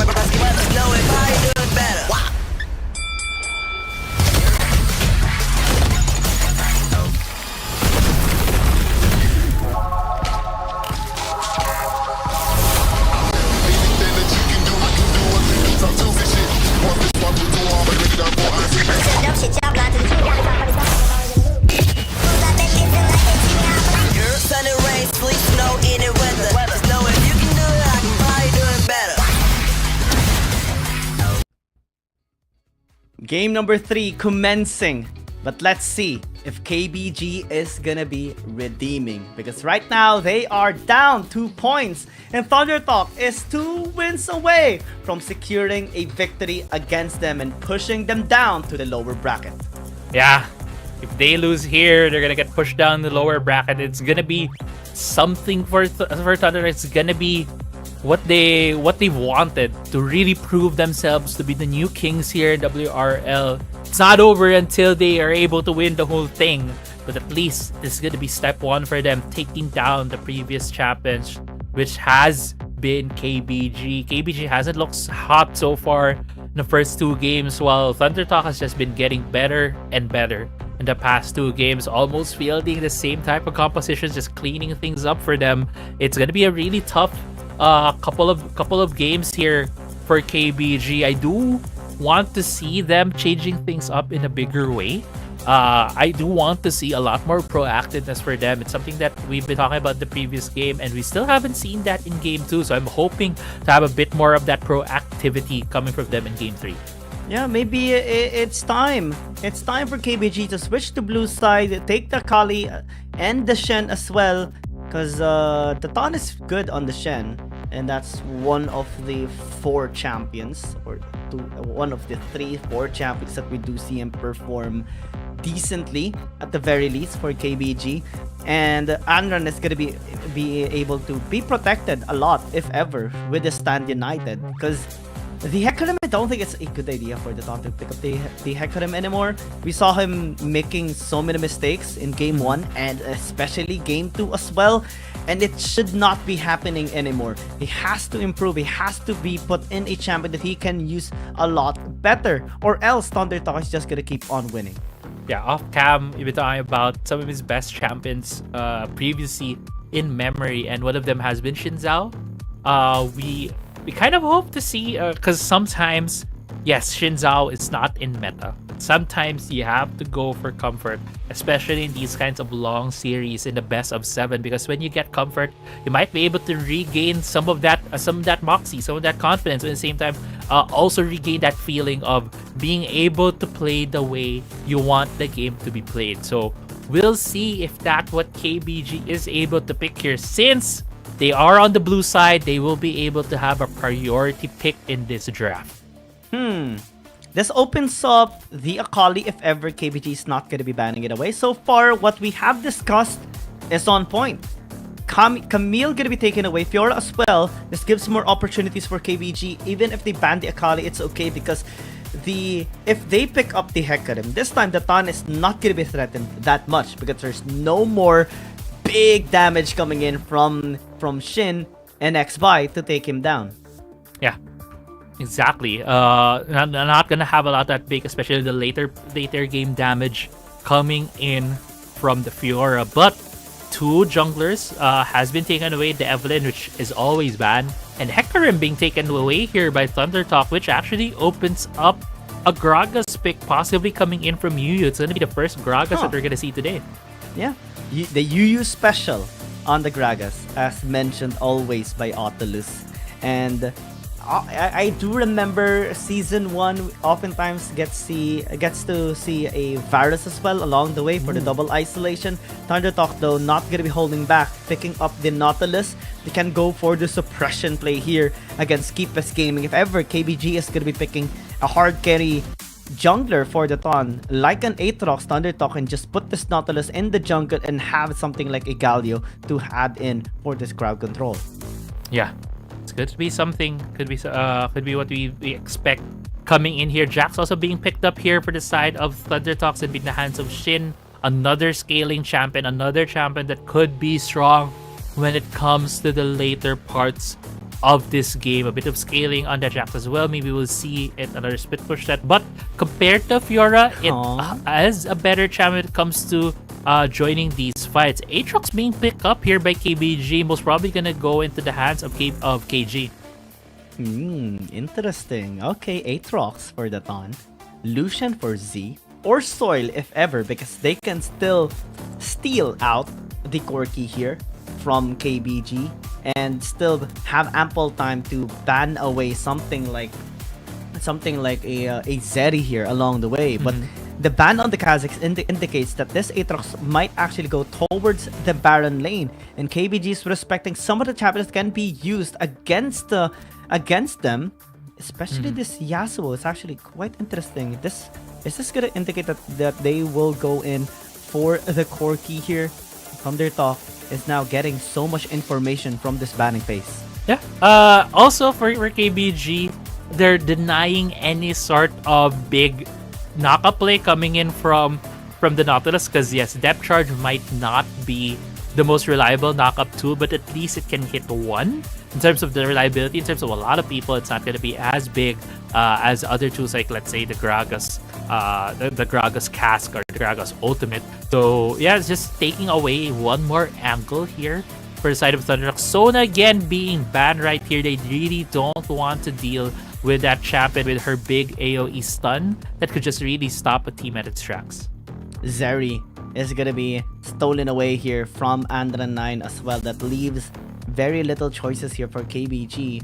They could go for something like an Ashe here for Shamo if ever, and that's going to allow them to have great maneuvers or great setups for team fights through the enchanted Crystal Arrow. KBG as well though has to be very careful. This Aatrox is still very dangerous as a pick, because Thundertalk can still put this Nautilus in the jungle and have a great engager still. Ornn is actually available. Thundertalk can pick it up. Shendo is going to be picked up here for the Ton. 2 massive scaling champions actually picked up and a Shen to top it all off. This is a great adjustment by KBG. Yeah, I love the adjustment so far. As you mentioned, great adjustment. Gonna be Shen, gonna be in the hands of the Ton. So again, putting him on a champion that's not exactly a carry, a bit more defensive, but does have a lot of tools. Is this gonna be a pick? It's so far just gonna be a hover, but a Galio actually being locked in here for the side of Thundertalk. We have seen Galios mostly played in the support, a support role, but actually it's gonna be a jungle Nautilus, something I didn't really expect coming out from Thundertalk here. But I expected it. Yeah. We are on point with the predictions. Crazy Apple. I love it. Thundertalk being very flexible, being very adaptive. Galio gonna be picked up here for the engage. And again, KBG has a lot of scaling champions, but that's the thing. What can they do in the early game is gonna be the question here, because that's where Thundertalk can exploit them. And even if they have the Shen, even if they have the Gwen, even if they have this Aatrox, the Nautilus can build AP with massive damage, have the anti-shield item as well on the mage department, and then pin him down as the rest follows up. And that's going to be dangerous here for Keep Best Gaming. Yeah, it's gonna be dangerous there for Keep Best Gaming on their hand. For Thunder Talk, I do feel like the Gwen just gonna be this tool right here that might be able to just snip the tanks, right? She has a lot of damage, she has a lot of true damage. She's able to get to that point where she's just able to wreck health bars. She might have enough damage to punch through this very strong tank line. The Thunder Talk is forming. The Nautilus, the Galio, some of the strongest we have seen, and a Gwen with a Shen on top of her is just gonna be a scary thought. Yeah. If you're going against this as Thunder Talk. So a lot of things right now going against each other. A big shake up in terms of the overall lineups as well for KBG. Let's see if this is gonna pan out better for them compared to both games 1 and 2. Andran has a big responsibility this time around to be able to carry the team. Shen actually just already contesting KG from minute 1. It's actually quite cheeky. And this is the thing about Thunder Talk, especially for Shin. You take away his Fiora, or you give him his Fiora, he's gonna be able to dominate the lane. You take away his Fiora, he has still this Jax. And if you remove the Jax, that opens up so many champions now for the rest of Thunder Talk to be able to flourish. That's why teams always struggle in the drafting phase going up against Thunder Talk, because they have such a vast champion pool that not only are they very familiar with, but also just mastering every single champion that they use in their draft. Yeah, and as you mentioned, right, that is the biggest threat coming in from Thunder Talk. Their mastery of the champions so far. They've also shown a lot of good mastery when it comes to macro and the plays. Unfortunately, I think for the ton right there, the Raptors were running away from him, so he won't be able to get that very efficient and optimal clear in the jungle, allowing actually Chen C to steal some of those small Raptors. That's gotta feel bad, especially if you're playing if you're the jungler on the other side. Yeah, Andron as well getting bullied here into the mid lane. Chansey gonna be helping out as well. Yu's gonna be here to help out into the mid lane, but still going to be very challenging. A plate already secured here by Z indicates that this bullying is just gonna extend for such a long time. Andron has to walk away, has to go back into the base just to be safe. That is the dominance of Illusion in the mid lane. Yeah, and Lucian, that's why he has been one of those champions that are really good to put there as a lane bully. Shin getting pulled here in a bit of a disadvantageous situation, but KG didn't really pull the trigger there in the top side. But going back, yeah, Z so far really hammering down why it's a tough matchup as a melee champion to go against Illusion. Dredge line gonna be connecting, forcing the body slam, but actually just a sponge. Very cheeky there by Chansey, still following up. Very aggressive approach by Thunder Talk in general, but not being punished just yet. Yeah, not getting punished right there, but going back here, looking at where the teams could be when it comes to the objectives, it's gonna be hard for KBG, right? We already saw how they're getting bullied in the mid lane, so it's gonna be hard for Anran 9 to have any control against this Lucian, especially if they're gonna go for a lane swap later on. It's just gonna be a longer lane for the Lucian to chase down this Gwen. Bot side though, a bit great ward from Yuya, actually just placing it down, having that 6th sense that X-Buy might be going here in the bot side of the map. But on the other hand, just also thinking about in terms of what damage Thunder Talk really has realistically in this part of the game, it's a lot on Z. And a lot of the damage is really going to come on Z for early game. So in terms of the objectives, I do expect a bit of a handshake to be targeted here by Thunder Talk, because I feel like there's just going to be a lot more damage, especially if the Aatrox is able to join the fights in the side of KBG. Yeah, and we're not even seeing yet the full power of Z in the mid lane, because there's only one champion that you never, ever should give towards Z, and that's the Akali. And so far, for the past 3 games, we have seen it being consistently banned away by KBG, because that's the very champion that he mid-diff Andran the last time that they have met in the playoffs last season as well. And now on the Lucian is still dominating the lane, at least for the early game, which is a great indication that Thunder Talk is just maximizing their win conditions. Satan is lingering in the bottom lane, but not really too threatening just yet. Great use of the mist by Andra, choking out or poking out Z while clearing out the wave. So far, Under 9 able to stabilize here in the mid lane. Not a lot of attention has been put by both of these teams. He wasn't shoved out of the lane as hard as we were seeing in the earlier part, especially when Thunder Talk was just having a lot of freedom in that part of the map. Now, looking at the gold as well, a bit of an advantage on the side of the Ezreal, maybe just because of he's able to just shove out this Zeri with a bit of that range. Shin, though, a bit of a scuffle here on the top side. Yeah, KG taking too much damage already, has to walk it off. It's denied 1 minion, but Shin as well lost 1, so just a bit of a trade here in the Baron lane. Shin doesn't have the Divine Sunder just yet. The Aatrox doesn't have the Black Cleaver just yet, so not much damage going to be thrown out by both sides. But with the objective, maybe you have to reset, go back into the base, get into the fight as well. Yu going to be engaging, isolating the Galio, but immediate flash actually is going to put him in a safe position this time around. Z finally going to be entering the fight as well. Just helping out Secure this Dragon and the 9 getting into a flank. Water Slam going to be coming through. Red Line will not connect as the Galio is going to be falling down. Yu's going to be staying alive. Thon as well getting the taunt here onto the Nautilus, taking him down as well. As Shin going to be late into the fight, but is still going to be entering, trying to interfere here into this taking on the Dragon. Is taking a bit of damage, has to flash away. Shama going to be falling off as KG will land the sword, and the Dragon plus 3 kills. KBG gets the early game. Yeah, KBG gets the early game. A bit questionable in the last engage right there from Shin. Trying to be a hero, Jax 1v5ing the members of KBG, but he's not at that point. He's not gonna get to that point to be able to get that 1v5 off against against all of the members of KBG like that. Dragon as well as 3 kills and first blood going to their side. A lot of advantage right now for KBG, as well as this Herald being started. And Gian, this is what we were talking about earlier, right? For Thunder Talk, they don't have early game damage, so we're kind of expecting they're gonna try and go for this handshake. But KBG immediately thinking of that challenge Thunder Talk and the Dragon, and they were able to get both early game objectives, the Dragon and the Herald. Props to Yu as well. The setups were so pure. That's why Chansey was already denied. X-By as well got caught, especially because of the body slam, and that put Thunder Talk in a bad position for the fight, and that allowed KBG not only to get the Dragon, 3 kills, but also a Rift Herald to top it all off. Now they can use it to unlock the mid lane, maybe into the top lane as well, and Thunder Talk has to play this more defensively now.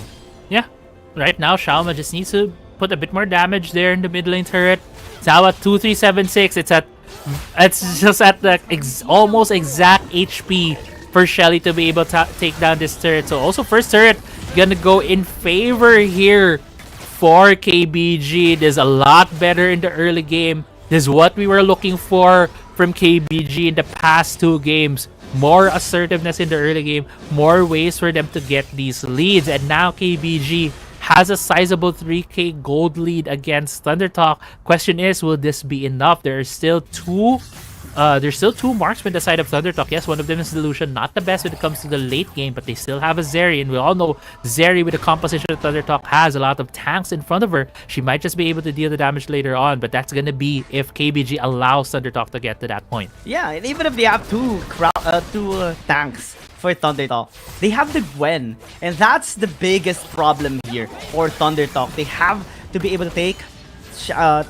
Andra 9 down, or else they're just gonna be shredded away. And that's the whole design of this composition of KBG. That's why I love this kind of adjustment coming in from this blue side team right now. The former champions making the necessary adjustment and implementing the right winning conditions as well, executing the right team fights as well to get the leverage here into this game, resulting to a 3,000 gold lead, a couple of structures being taken down already, and massively zoning the members of Thunder Talk away from the structures as well. That gives them the opportunity to take more.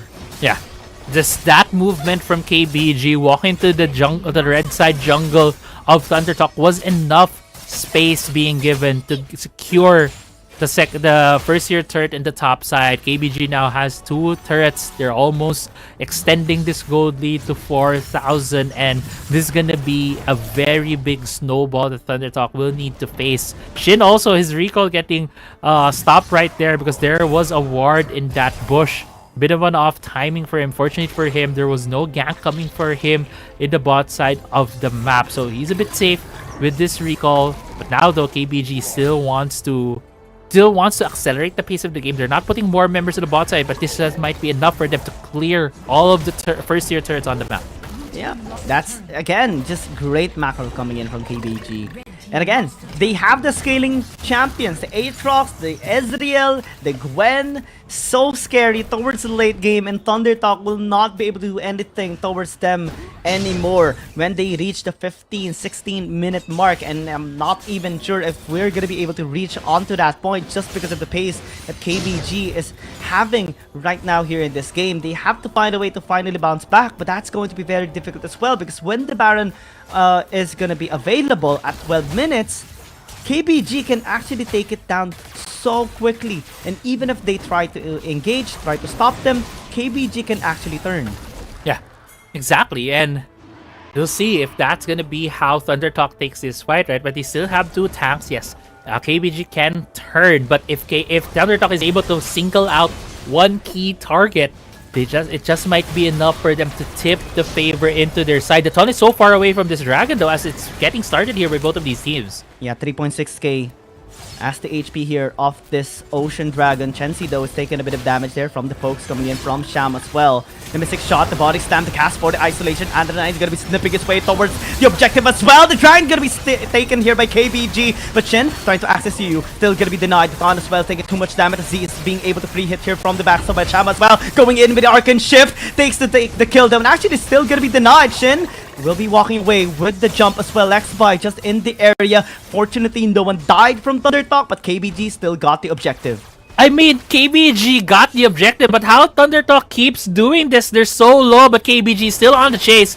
Exhaust, the auto attack, the Zed is gonna be dead, and KBG is wanting more, but will be denied, and it's fine, because they've taken the bigger objective already. They're now soul point for the Dragons. X-By is being denied any opportunity to strike, and Shin as well is too low in the HP. Thon's gonna be the first target this time around by Thundertalk, but the immediate comeback here because Andanen is suddenly in the mix, and 2 members fall, and Thundertalk loses the fight as Shin as well getting chased down. The cask for the isolation, and KBG getting more. The slam of the sword missing, see? But it's fine again because KBG has won the fight. And this is KBG capitalizing on the mistakes being shown here by Thundertalk. Kind of cursed them by saying that they almost lived through that fight. They were walking away with slivers of HP, really making full use of their HP bars, but they stayed a bit too long, and KBG just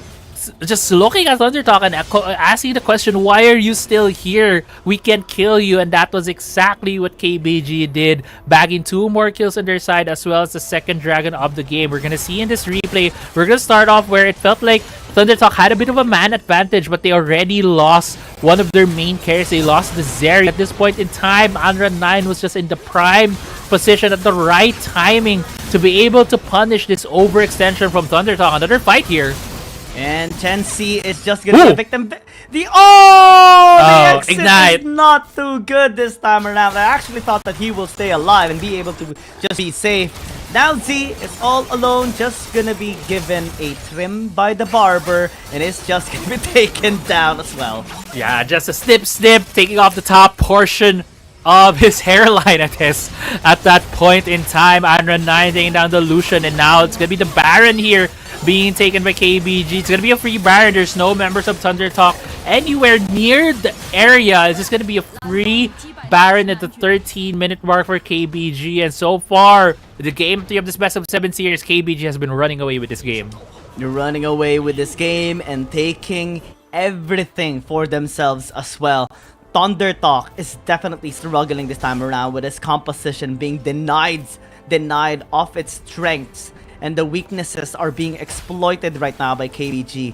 Again, it's just a great demonstration that KBG is still in this game, in this series, and can fight back and can still get a win for themselves. However, the game is not done just yet. Everything we're seeing right now is very positive on the side of KPS Gaming, but they still have to reach the Nexus in order to win this game. And ThunderTalk is doing a really good job preventing that so far. Yeah, exactly. That is the biggest objective in terms of Wild Rift, right? It's to take down the enemy Nexus, take down structures. That is the real objective here. KBG still has its work cut out for them to be able to take down these structures, but with the lead that they have, ThunderTalk can only do so much to prevent what feels like the inevitable here for KBG. It seems inevitable indeed.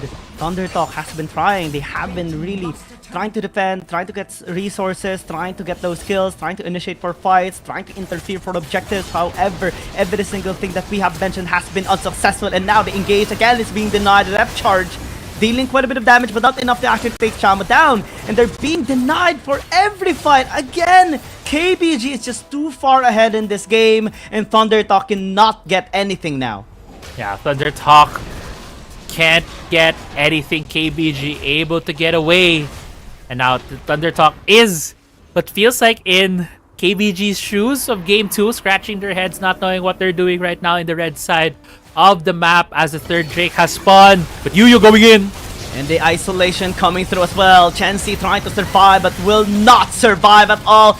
Z trying to walk it out. Sauce gonna be coming through as well. Soin trying to deal the damage here onto the Aatrox, but will just be helped out by the Thon and taking the Lucian down. Xby is gonna be next, trying to get the depth charge as he dredge lines away. Still gonna be able to escape, but the base is still gonna be the next target here. Actually, Shin making stuff happen, but what's only happening is another trim making him bald as the kill comes through by Adranine, dealing such shredding damage. That's already late game Gwen, everybody.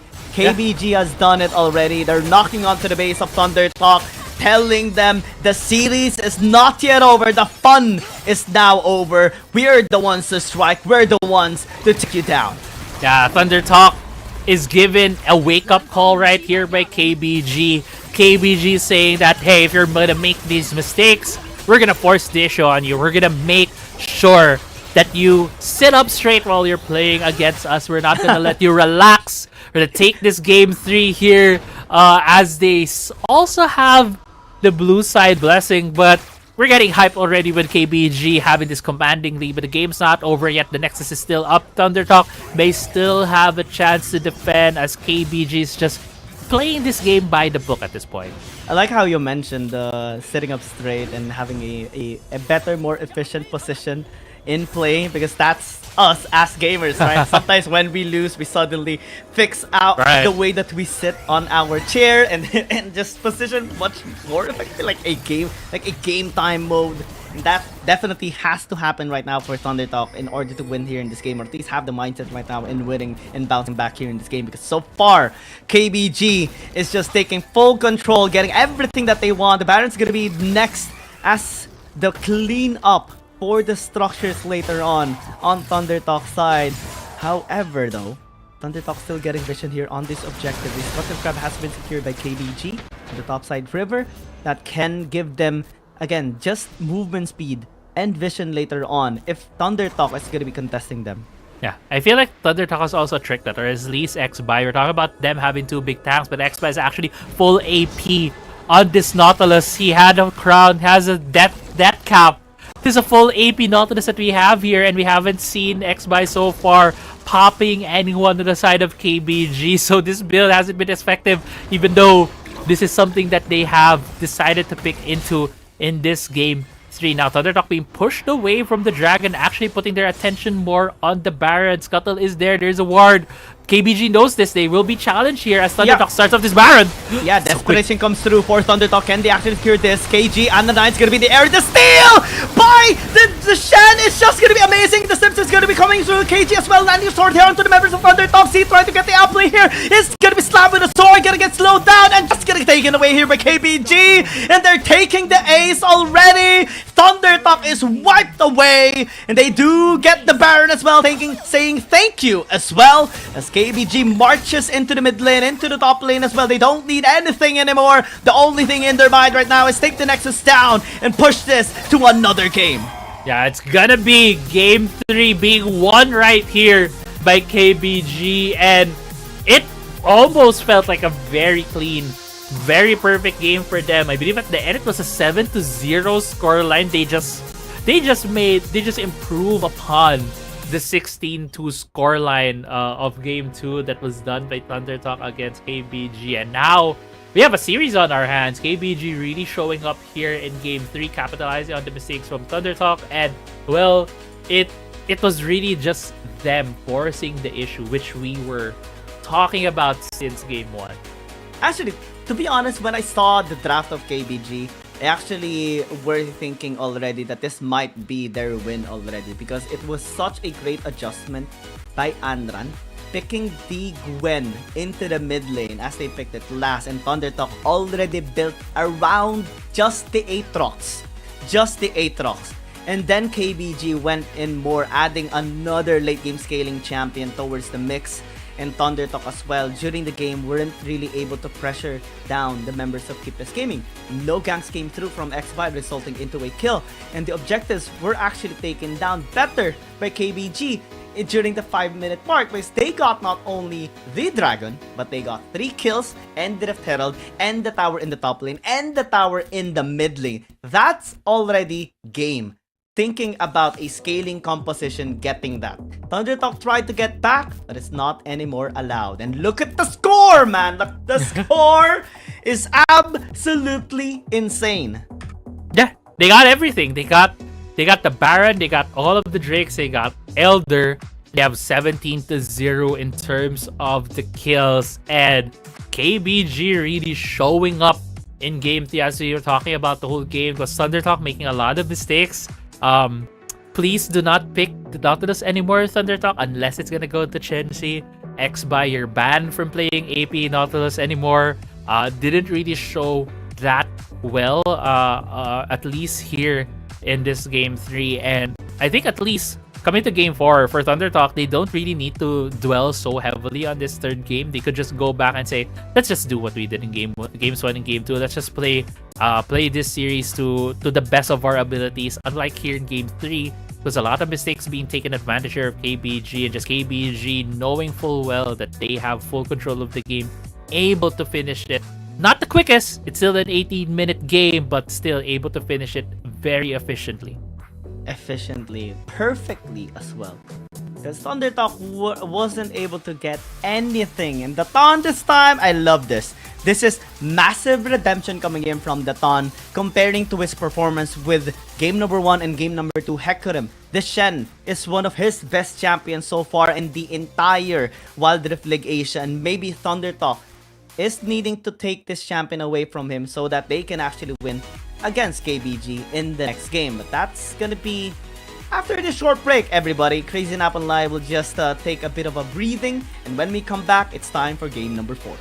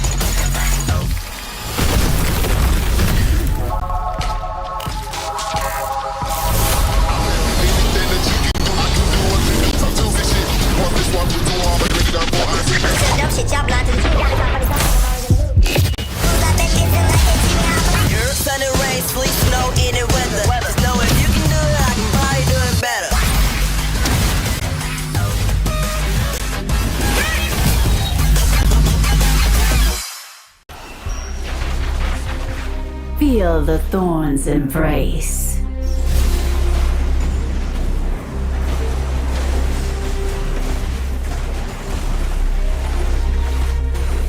Death is in bloom.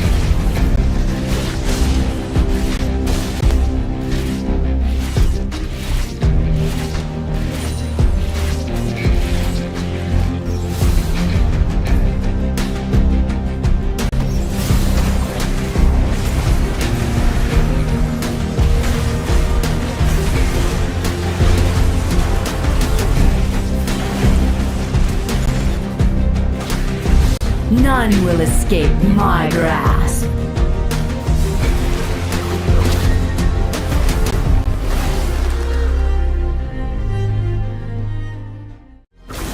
See, it's just a scarecrow.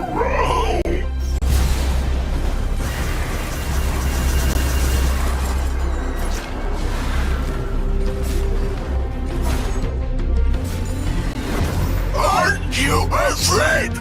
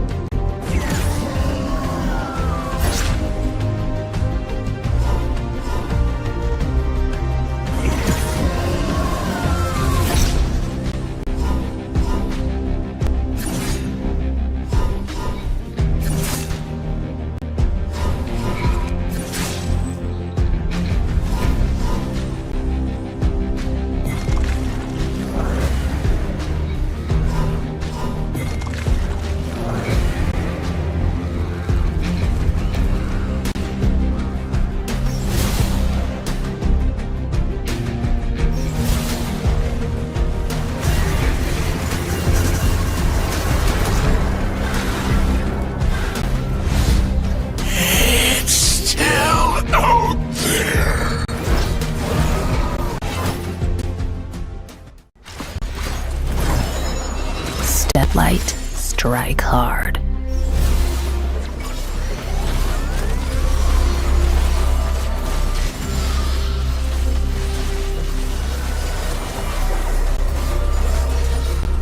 Crack 'em like a tomb.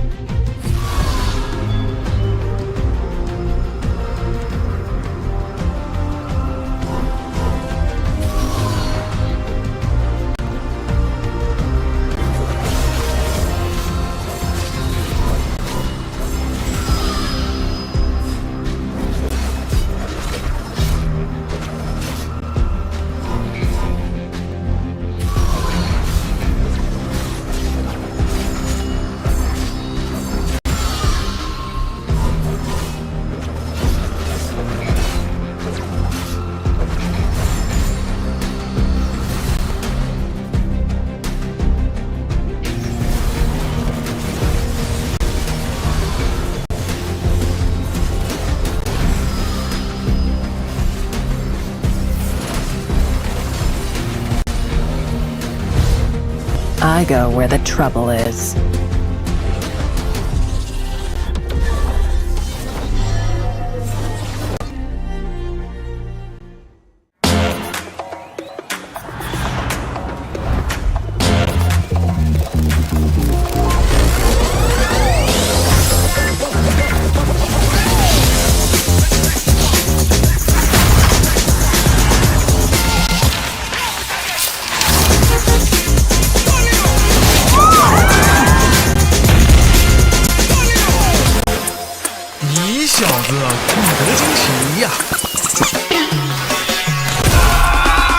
Let's go.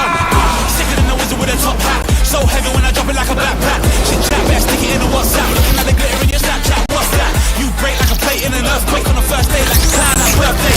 Too late, gotta wait for the first. 牛啊，这个球！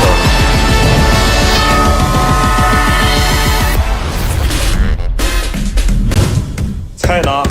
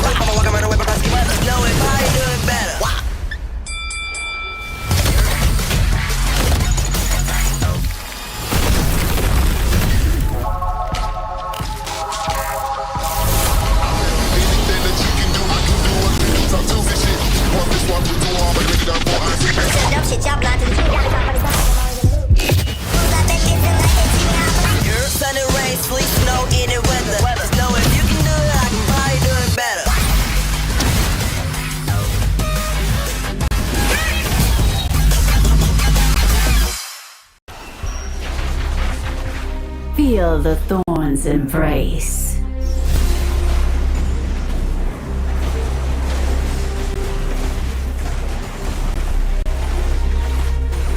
Death is in bloom.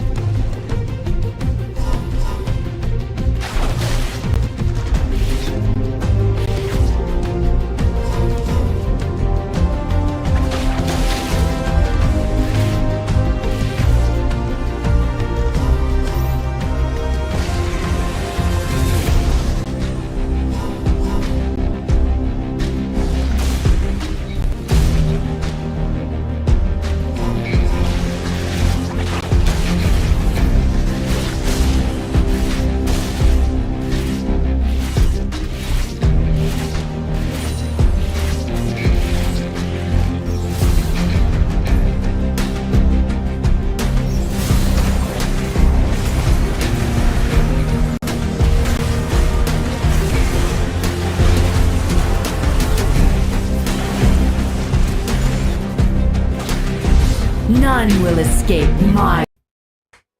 It's time for game number 4, the decider match, if that score is gonna be tied. And I'm just so excited for that because Thunder Talk has now been challenged by Keep Best Gaming in that game number 3. Andran popped off with that Gwen, and Tan as well was able to redeem his jungler performance. Yeah, he was able to redeem it in such a emphatic way, you can say. He was able to get MVP on the Shen. Hecarim didn't work out the first 2 games, so having that shift, having a Shen, giving him more of a supportive role, not exactly the guy who needs to go in immediately, really helped the team because it helped the other members have a bit more initiative, and he was the one who was coming in at the right times, covering for his teammates. And yeah, that is how we're able to adjust and move on for that game 3. Now, heading to game 4, we might see another blue side a win. So far it's coming up again. It's coming up again. I can't help but notice it. Blue side has been winning 100% of the time, 3-0 so far in this series. We could expect that again. Getting into the draft, it would be great to see who's gonna be on the blue side. We're gonna keep it a bit of a surprise for viewers, who's gonna be on blue side, at least for game 4. But kind of expect again another blue side win at the same time. But we do want to see some love for red side. Yeah, I mean, love for red side for sure. But oh man, I don't want to call it just yet because we already have seen a series wherein all of the games literally was won on a blue side. It was so crazy as well. It was an insane curse, blessing. I don't know. It depends on how you are gonna be viewing it as well. And it was a series of FPX and Weibo Gaming. Every single game won on blue side, and fortunately for FPX, they're the ones who started on blue side in game number 1, and they were the victor as well in that game number 7. In this case, let's see if it's gonna be the case as well, because Thunder Talk definitely has been really strong on blue side. KBG, when they transitioned towards blue, they were able to recover and bounce back, and also allowed them to continue banning the Akali away from Z. And Z has to this time be the one to redeem himself, especially with maybe a Gwen pick against Anran 9, because he's also an incredible Gwen player. Yeah, we'll see if that's gonna be the case, right? If it's gonna be another Gwen pick for with these teams, you can also just choose to ban it as well. Honestly, I think in the early game there was a really good part there where Z was just bullying out the Gwen, right? Just putting her down low HP early on. And that was where it felt like it started, that the Illusion was having control over the mid lane. If they were able to build on top of that, they were able to just keep pulling out the Gwen, putting a lot more jungle pressure each time the wave would crash down her turret, so that she won't feel safe, so that she won't feel like she can grab any of the CS and some of the experience she might have been put down in terms of gaining more of that golden experience. But we're able to put down that pressure. They weren't able to do more with the advantage that the Lucian had. So we'll see if if that's gonna be the case. If it's gonna be another Lucian, it's gonna be another Gwen pick here, as I believe we're gonna be starting the draft in just a bit. And also we're gonna be knowing if KBG or Thunder Talk is gonna be going towards blue side. Since Thunder Talk lost, they are the ones who will decide if they will go on blue side or red side, surely. And actually, just I want to say again, just the clothing that they have there on stage, the jackets, sweaters, and all not are just so very stylish, to be honest. I have noticed that since day number 1 of the playoffs, and I will continue to say it because fashion is also everything. Yeah, fashion is there. It gives you confidence, right? But I'm kind of wondering now, like, there's it's like their real life skins. It's a costume. It's real life skins. It's a real life skin, as you mentioned. And now, actually, Thunder Talk deciding to go back to blue side. So we're gonna see a repeat of games 1 and 2, maybe, in terms of the pick and ban. Because so far, Thunder Talk, whenever the blue side, they have had the same bans. The past first 2 games. Yeah, Zoe, the Gragas Zoe and the Alistar for game number 1 and 2, right? And in this game number 4, they can just do that as well. And that's gonna force KBG to ban the Evelynn, Akali, and possibly the Nautilus this time around, just to prevent the Great Burst coming in from X-Buy. And this is going to be very, very difficult once again here for KBG to be able to address all of the concerns. But I love the adjustment that they have made here. Camille is much more of a priority ban to take away from Shin, because he's just so good in the bottom lane, being able to maneuver around, or rather X-Buy being able to maneuver around and gank through the Hextech Ultimatum. Fiora as well, I think, has to be removed here by KBG. KG has to be the one to take it in this first rotation pick. Yeah, we're back. We're back to games 1 and 2. It's Hecarim being first picked right here by KBG. Gonna be hands up the Ton. And honestly, I would have loved if they have just picked up the Shen, because we did see his team doing really well when he was on the Shen. But also the Ezreal has been more of the pick that has been standard and has been, I feel like, a bit of underrated or understated champion so far, in terms of the champion has been racking up a lot of wins, and that has just been because of how strong he is right now in the current meta, how he scales so well when he gets into the second Drake fights, as well as the third set of objectives, which is the third Drake as well as the Baron. So right now Ezreal really having a lot of priority, going to the hands of Soil again, who we saw earlier hitting those perfect true shot barrages. The Grand Challenge as well is going to be a big problem here for KBG on extended team fights. Not only does Thundertalk possess a shield already through the Stand United, the Fiora as well is going to be able to provide such great healing if the Grand Challenge is going to be proc later on. But the Sona though is going to be removed, Ornn as well going to be taken away. Severe as the response by Thundertalk with the Vladimir as well. The exact bans that they did in game number 1 and 2 is just going to be made here in the second rotation as well.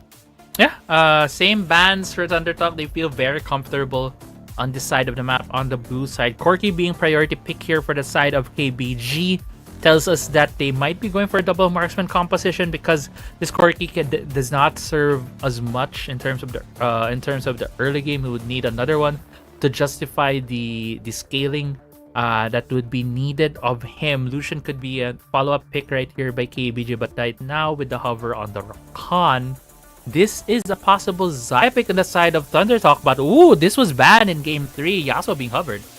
But immediately changed to the Zeri. Looks like Z wants to redeem his performance on this champion, but the Lucian is going to be picked up here for Andra9, and it's his time to bully in the mid lane.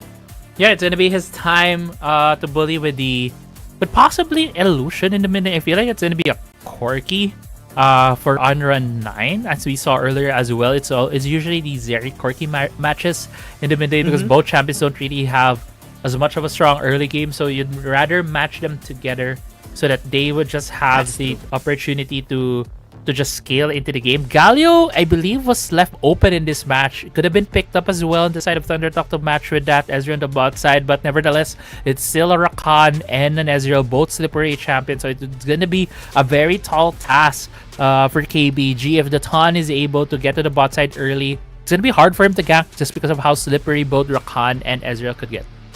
Yeah. Plus add in the Fiora, right? That's a lot of slippery movements on the side of Thundertalk right now, and KPS Gaming has to get a good grip towards them in the latter fights. I think that a great way to utilize this is through the Nautilus.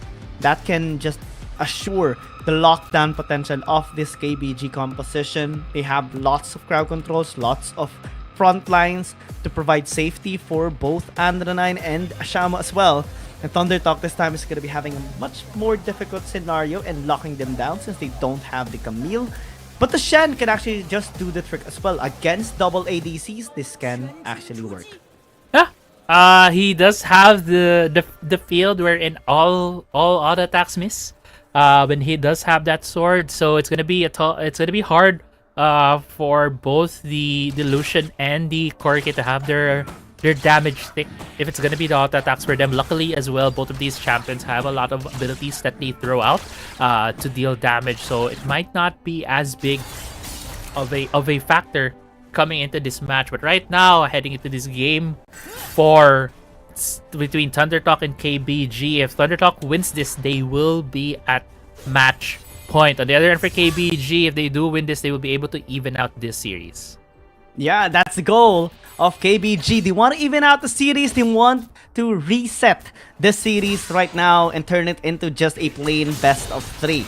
And that will also give them the momentum advantage, of course, since if ever they do win in this game, they're the ones who are actually consistently winning for the past 2 games. And Thundertalk is going to be a little bit confused on that in that case and how they are just gonna be adjusting. But in this game actually they are just having a great adjustment, to be honest. They have great front lines, they have good field, they have good CC. The lock-in is massive and they can synergize later on with their movement speed. Actually, you going in, forcing out the grand exit here by Chen-Si. Just the flash as well gonna be used just to be able to be safe in the lane. They need to be very careful. Yeah, good force right there from the side of KBG, forcing Chen-Si out because he did stick. He was a bit overextended in the lane, but now Xby being here in the bot side of the map checks if there's a ward, does get spotted, but the Ton almost going for a gank there in the top side, chooses not to, respecting the repose as well as the ward, spotting him out, not giving that surprise factor in the top side. So he might be getting caught out here. Oh, great dodge right there. Actually, not really a dodge. He just went towards to the left, and it was very fortunate because you casted in the dredge line. And yeah, he's just gonna be safe here in the bottom lane for now. KBG is just gonna be clearing out the wave. The reset is just gonna be coming through for Soil and Chen-Si. No kills just yet, and that's at least good scenarios coming in from Thundertop, but still very, very scary. Yeah, very scary. And I think it's also you can also say it as a bit of a presence of mind thing for the side of the Ezreal, right? Soil thinking that they could still be here, does put down the ward and then immediately dodges. I think Xby might be spotted here, but KG, okay, he might have seen the sword going into the brush. He also probably saw the scryers getting used, so there is no surprise factor here in the top side. It's like it's like Aurelion Sol hiding in the bush, right? Yes. I do remember the meme, or like when people first use the Aurelion Sol and doesn't know just yet that you cannot unfortunately hide the stars. Yeah. And it's actually great that the Aurelion Sol is also gonna be revamped. Because it's much better with the version it has now that is integrated in the PC version of this game. Yeah. And I'm so excited to see it in the next upcoming, well, hopefully patches, but I'm not sure if it's gonna reach towards the finals. Yeah, definitely gonna be an exciting champion coming out in Wild Rift, but yeah, I do hope to see that soon. But right now, here in this game, the Ton is in the top side of the map. That's it, spotted by awards. I'm not sure if he's still gonna continue. Actually, he's still going for this guy. Oh no, going towards the clear, and Shin just poke him out, telling him, walk away, stay away from me. I'll just farm here in the top lane, freeze the wave as well. Actually, one got away, still gonna be able. No, he wasn't able to take it. That's sad. Yeah, I wasn't able to get that last one. Very silent in terms of the early game right now for both of these teams. No one really going for these big movements. No one going for these big ganks. And this is very similar to the games 1 and 2, where we were looking for some of these more bigger movements for the side of KBG to try force things out. They do have a Hecarim as well as the Nautilus. These two champions combined have so much engaged potential, especially if they're trying to dive down turrets. But as we get into the 5-minute mark, objectives are going to come out, both the Herald and the Dragon. In terms of scaling, feels like Thundertalk would really want to have the Dragon because both the Ezreal and the Zeri would benefit a lot in terms of the scaling portion. On the other hand, for KBG, they do want to deny that, so I feel like Dragon would be a very heavily contested objective coming to this 5-minute mark. Yeah, they have to contest the objectives later on, but actually, this is gonna be interesting. Thundertalk for the first time is gonna be ditching the Dragon, and it's just primarily because they're not really in prime position, in prime condition to engage into a team fight just yet against KBG. Yeah, this circuit usually we do see some teams going in for like for a possible contest, but maybe they just respected the package enough coming from Andra 9. Actually, they want to get the top side. Is not the usual thing where you see mid lane getting prioritized. Datan is at the top side though. Yeah, and they will help each other out, prevent the tower from falling down. Yes, you were able to get a couple of plates, but I don't think that's a great move coming in from Thundertalk in general. Yeah. Bit impatient on the Herald usage. They could have prepped that more. They could have rotated the bot lane both their Ezreal and the Rakan on a good timing on the top side, and then maybe get a bit more chip damage down the turret to be able to get the turret down. But it doesn't seem like ThunderTalk is interested in accelerating the pace of the game anytime soon. They want both their Zeri and their Ezreal to be able to farm, and if they did destroy the mid lane turret, that would have accelerated the pace of the game by just a bit. So might be the decision here by ThunderTalk just to put down a bit more pressure, but not necessarily forcing things against KBG, so that KBG may have more opportunity to force ThunderTalk in some kind of a mistake. Yeah, no mistake so far being made by KBG. Despite the tower being chunked down and the plates being taken here by ThunderTalk, we don't see any value of it, to be honest. At most, yes, they were able to get a couple of gold, but it's not enough for them to actually be able to be the one that is ahead in gold against KBG. We see more value on the dragon being secured by KBG, especially because it's an Infernal Dragon as well. And they're the ones that are going to be threatening for a Soul Point Dragon later on. Everything's being turned around right now by KBG, to be honest. Yeah, in terms of the late game scaling, I do agree that they are turning things around. Chensi getting caught out here. And immediately followed up as well. Chensi needs to walk away as X-Spice just helping out through the shields, of course. They are going to be allowing him to stay alive with 1 HP. Yeah, that's what we talked about earlier, right? When the Rakan was first picked by the side of ThunderTalk. Mid lane falling so low here by Xiaoma and Datan, but going back as well to my point earlier, Rakan is not the tankiest champion when going for these engages, and he just went in there, absorbed all of the damage coming in from the Corki and the Nautilus, almost putting him down. So it's gonna be hard here for ThunderTalk to have these like early game engages. They need to wait for KBG to either make a mistake or force the issue on an objective fight. Yeah, it's very tough right now for ThunderTalk. But the good thing about ThunderTalk is that every single champion that they have picked up here in this game actually are scaling champions. Yeah. And it's going to be very effective later on, at least on the small skirmishes, possibly on the big team fights as well. KBG, on the other hand, the Reticle is going to be falling off. Ooh. The Stand United going to be used here for as well, just to be able to be safe. Is again just massive indication that KBG is stepping on the gas pedal, applying pressure here towards ThunderTalk. Shin going to be unlocking his tower finally, and unharmed in any way as well.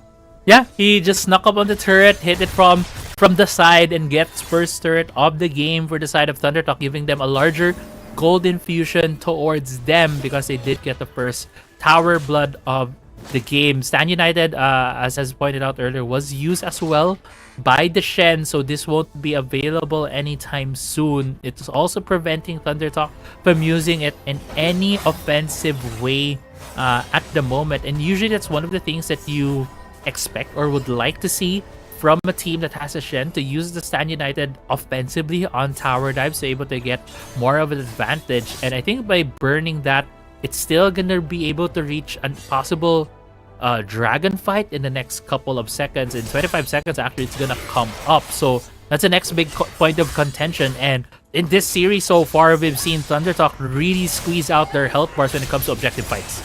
KG Datan and Shin going at each other immensely. Datan gonna be in the area as well, but immediate back away by Shin just to be safe.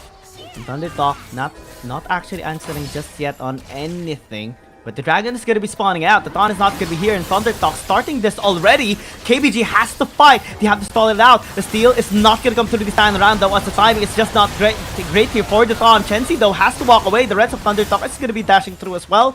ThunderTalk get away. KBG too late into the fight, and Shin big value on his attention grabbing a while ago in the top lane.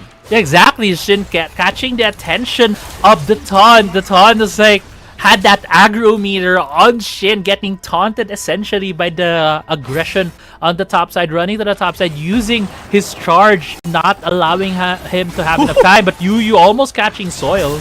Wow. Stand United gonna be used. Chensi will not engage, and KBG will walk away unscathed as well.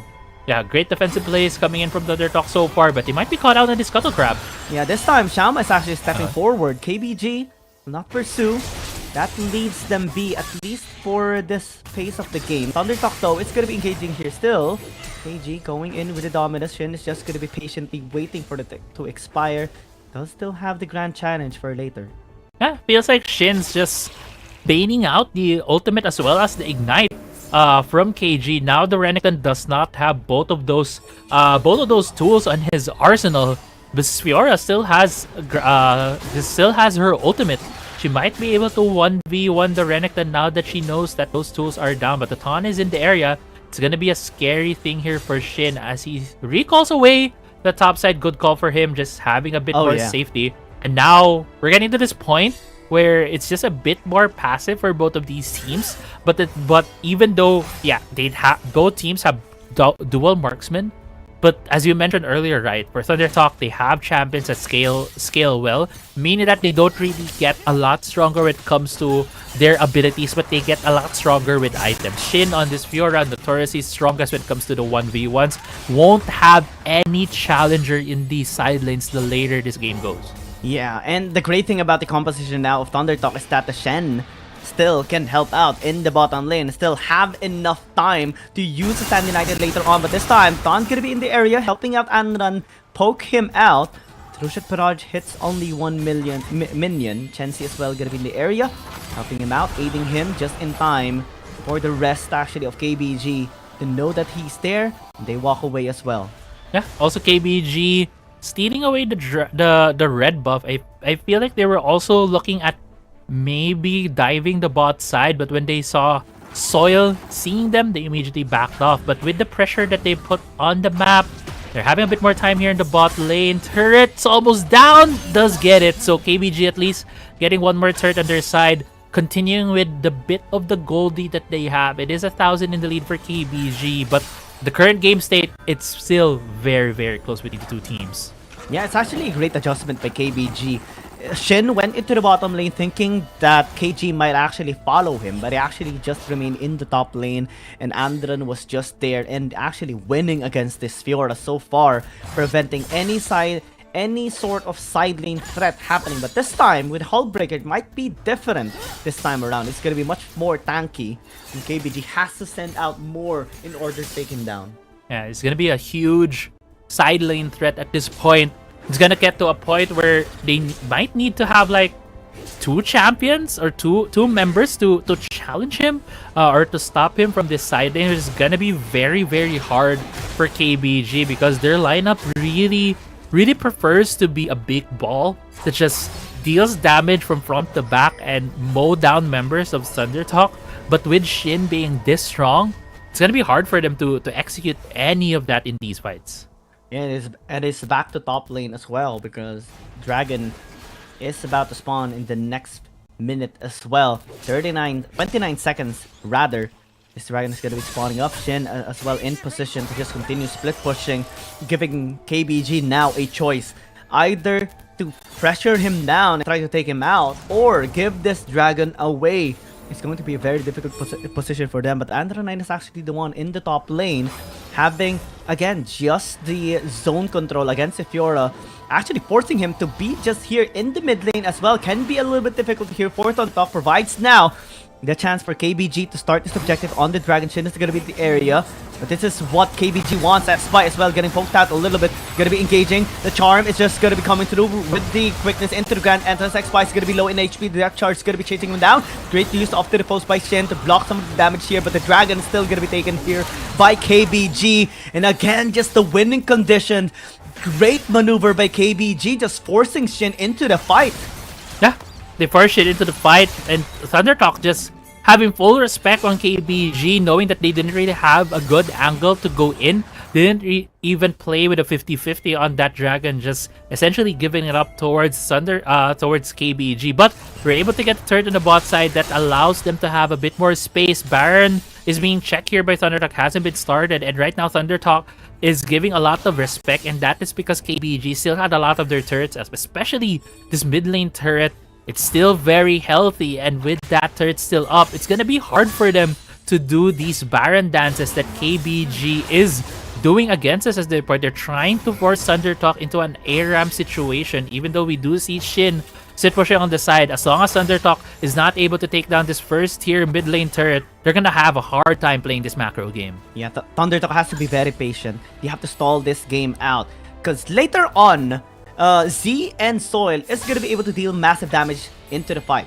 And that's gonna force KBG to put KG in the sidelines, in the side lane, and Andran into the mid lane along with the 4. But this time, Shin, being alone, is still gonna be able to launch away. Elder Dragon is gonna be next, the next 2 minutes.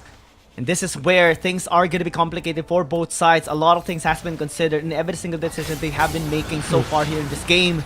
KBG has been getting the better trades so far as well, with 2 Dragon stacks compared to 1. Shin as well, still having a bit of a problem here in the split push department. And Thunder Talk still just very, very far away from the power spikes happening for Z and Soil. It could be crucial as well. Chensi did burn his flash in the mid lane when he was threatened by KBG. Not having a flash under Rakan means limiting his engage potential against KBG. And now with a bit of an ARAM situation right now between the two teams. I feel like, okay, before that though, bot side, could be a fight, but KG does back away, but Xby is in the area. Yeah, just lingering down. Andran as well, helping out just in case. This is an adjustment by Thundertalk this time around. They group up close into the mid lane, close to the Dragon, and Shin as well is split pushing in the bottom lane. No longer far away in the top side. Might be better for team fighting for them, at least in the early instances. But, however, the hull breaker value is gonna be neglected, if ever. And KBG wants that to happen. And that actually puts KG in a much better position into a fight in which we have seen a while ago in the last Dragon fight. Yeah. I also feel like going back again to that mid lane turret still being up, it's gonna be a crucial point of pressure here for the side of KBG. If they're able to have this turret up when both objectives are up, which is in just 15 seconds, as Elder Drake is gonna be up, it's gonna be so much easier for them to play these objective dance. And you could really see how Thundertalk needs to put more time into this mid lane compared to KBG. But now KG spotting members almost gets caught out, but actually Dragon gets started here. No taunt, no grand entrances yet here for Chance. He does have the quickness, if ever. Shin as well, gonna be trapped here into the mid lane. The Elder Dragon's gonna be started here by KBG. They want to take this objective. They have vision as well over this pit too. Thundertalk knows what's happening, knows what they can do. Shin gonna be initiated here by Andran and KG. The package is already gonna be expended here. Not really good sign. C as well getting caught a little bit there. Engage gonna be coming through. Chensi as well using the quickness into the grand entrance. Illusion as well taking a little bit of 2 damage already. KBG has to walk it off. But the Elder Dragon 3000 HP. They have the turn. Taunt's gonna be the area still. Low in HP. And grand entrance gonna be used. Gonna be denied. The Rakan gonna be taken down. The smite is gonna be coming through. Who's gonna be getting this Elder Dragon? It is gonna be KBG. And they're the one to strike this time around. Thunderclaw has to run away, but they're gonna be trapped here in this area. The Taunt is still alive, and KBG wins this fight. Yeah, KBG wins the fight handily against Thundertalk, able to secure the Elder Drake. The Elder Drake was such low HP at about 100.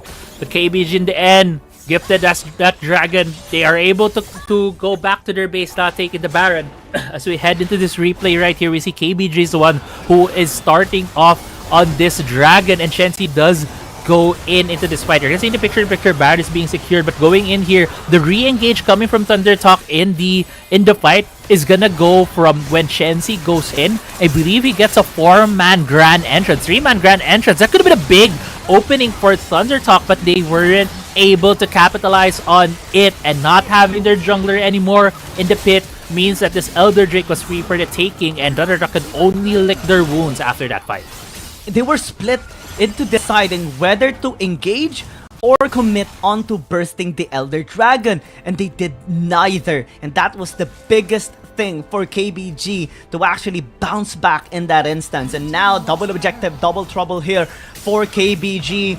Baron, empowered minions, and the Elder Dragon for the killing as well. Thundertalk has to defend in this condition. Is going to be so disastrous for them. Culling going to be used here onto Soil. Is still going to be fine, but Shin is not going to be fine this time around. Anna is going to be the one to try and take him down. The Grand Shan is not going to be enough to take him away. And Thundertalk losing one already. The base is going to be exposed. Onto the side is going to be here onto C, trying to pin him down, as well. The Stand United is going to be used to try and stay him alive. It is not going to be enough. The Nexus is exposed, and KBG is just wanting to reset everything. 2-2 score now. The score is tied, and we're down to the last 3 games. It's a reset, everybody. It's a best of 3 again. yeah, we're gonna head into the 5th game in the best of 3 style, just 3 games left. And Giyang, this is the first time today where red side gets a win, and it was such a good game coming in from KBG. You didn't go for the early game, a strong early game force against Thundertalk. Instead, they slowly withered them down. They defended their mid lane turret as long as they can. And with that turret being the main linchpin, the main foundation for them to be able to challenge the Elder Drake easily against Thundertalk. And that was where really the game tipped over towards fully in favor of KBG. It was really great coming in from KBG. They were able to manage the composition of Thundertalk as well. The biggest adjustment that they have made that was so effective is KG not really contesting too much on the rotation of Shin. Because a while ago, Shin tried to split push into the bottom lane instead, right? And transition from the top lane, trying to bait out KG to be there as well so that he can continue bullying him as well. Picked up the Hull Breaker along the way to provide much pressure. However, the wave clear was actually better on KBG because Andran is the one that actually matched against him. That forced Thundertalk to commit onto fights with Shin instead, and with the Hull Breaker nullified, that puts him in a much deeper spot, worse than ever. And KBG knew better as well, having the better engages through the Nautilus and through the Hecarim. It zoned everybody away, providing Andran with the platform and Shama to strive in the fights. Yeah, you can also say that the Camille was such a pivotal ban for the side of KBG, because we've seen in games 1 and games 2 when Shin was on the Fiora, there was always a Camille on the side, or there was a Camille on the side in pivotal moments to be able to get the Hextech ultimatum down so that he could hit all 4 vitals and get a kill, giving a lot more pressure to the side lane where the Fiora was at. But here, Xpy was trying to replicate that on the Shen, but since Shen has such a shorter engage range compared to Camille, they couldn't replicate the same thing, and it just gave KBG a lot more space to play around and a lot more ways for them to be able to challenge Thundertalk whenever Thundertalk tries to go for any fights or any pickups. Oh man, KBG Andran 9 getting MVP, well deserved, because this guy was really making it happen for KBG. Matching against Shin, and also just the Elder Dragon Steel is just amazing for the side of Keepest Gaming, being able to win in the fight and win in the game. It's all resetted again, everybody. Score is tied with 2-2. Let's see who's gonna be getting the momentum in game number 5. Before that, of course, we'll just go in a short break. Crazy and Apple and I will be back after this short break. Feel the thorns embrace.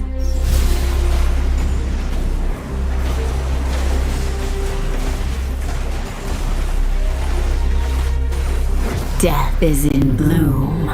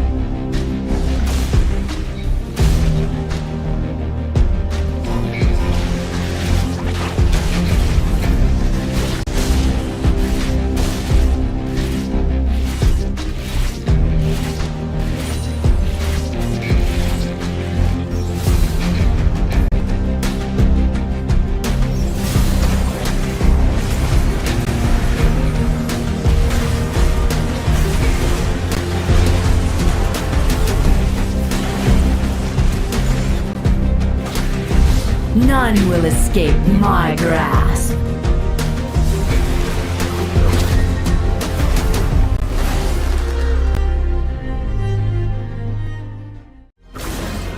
It's just a scarecrow.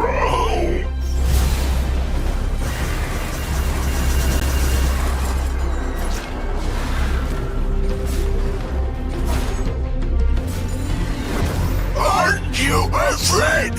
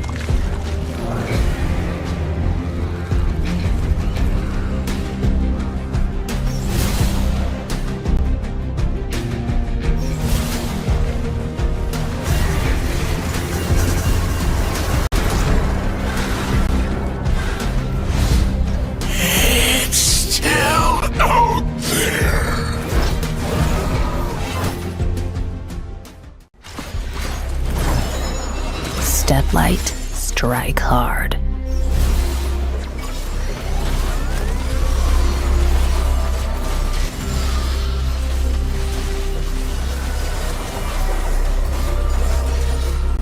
Crack 'em like a tomb.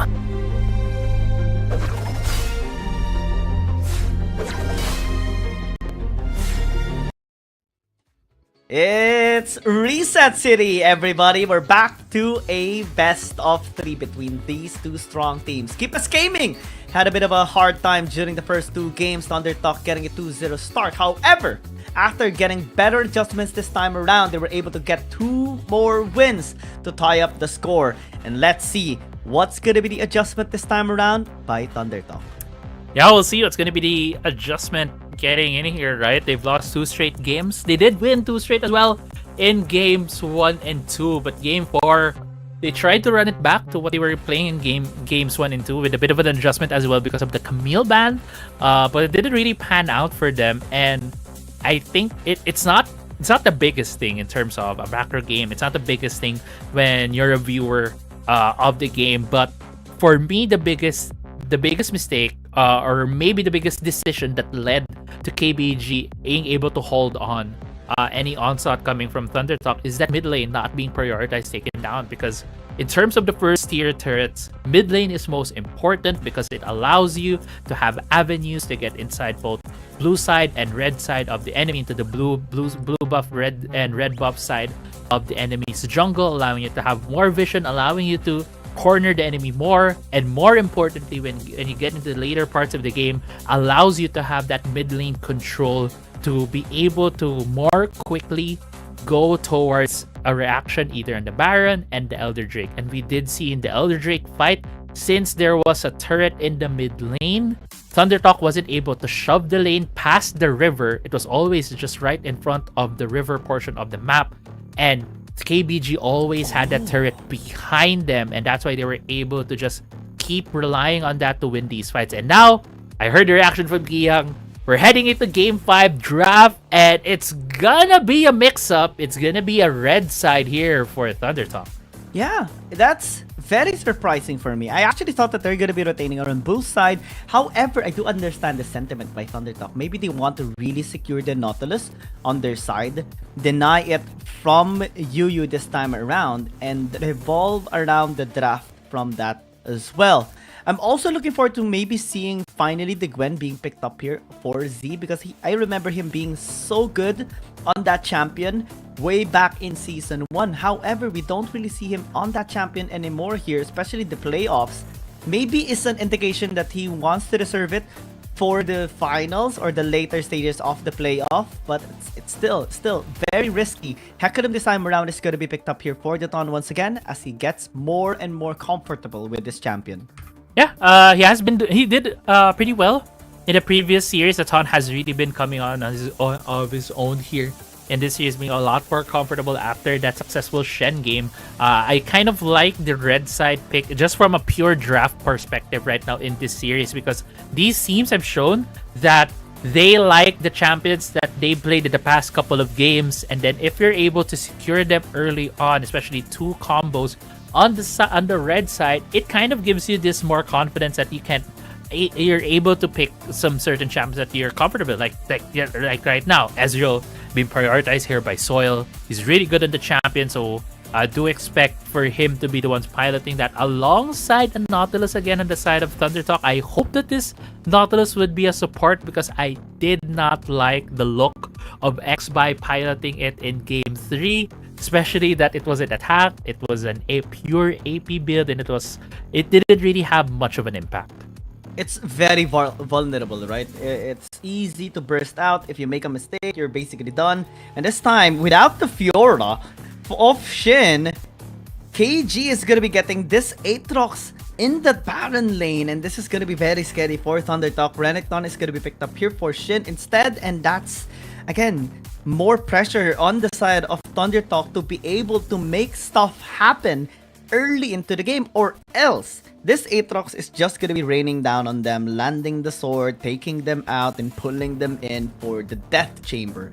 And Thundertalk removing the Severe Desire is, again, just respect here towards KBG. If ever they will give this away towards them, it's going to be very, very dangerous. Yeah. So far, though, the picks, I feel like this could be the opening, as you were talking about earlier, right? You would like to see the Gwen. This could be the opening here for Z to pick up either a Gwen under different, more of assassin, more damage type here in the mid lane. One champion I haven't seen for a while is Jace. Can still be picked up here by Thundertalk. Jace, Ezreal, really strong poke combination. But with the rise of the double marksman compositions that we have seen throughout most of the playoffs, especially CN conference teams, they're locking in that Lucian. They are trying to deter KBG from playing a weaker side or a weaker mid laner at this point.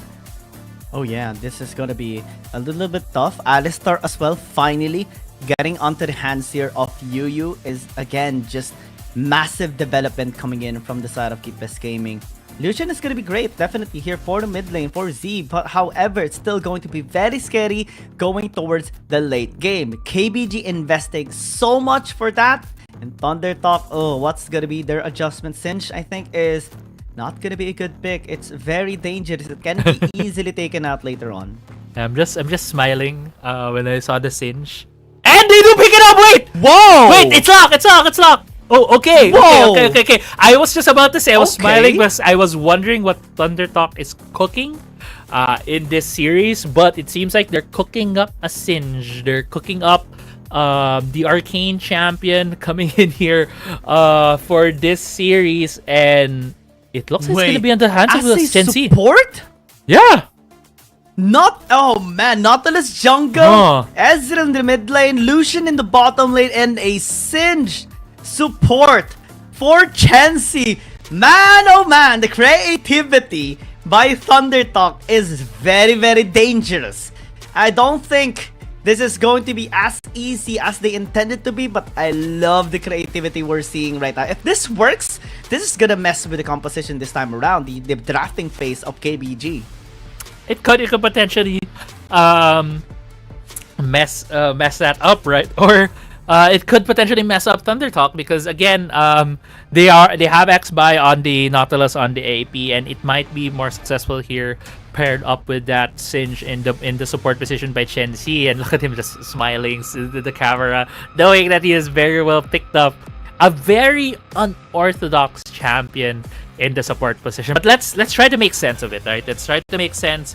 What is the biggest strength of Singe? Apart from the poison trail that he has, since he's not a solo laner, he won't have as much gold. So what are we providing here? I think the main thing he's going to be providing here is the ground. is the sticky thing that he puts down, the grounding tool. I'm forgetting the name of the ability, but basically when he puts it down, everyone there will be grounded, meaning they'll be slowed, and they also can't use any of their dashes and movement abilities. And look at the lineup of KBG.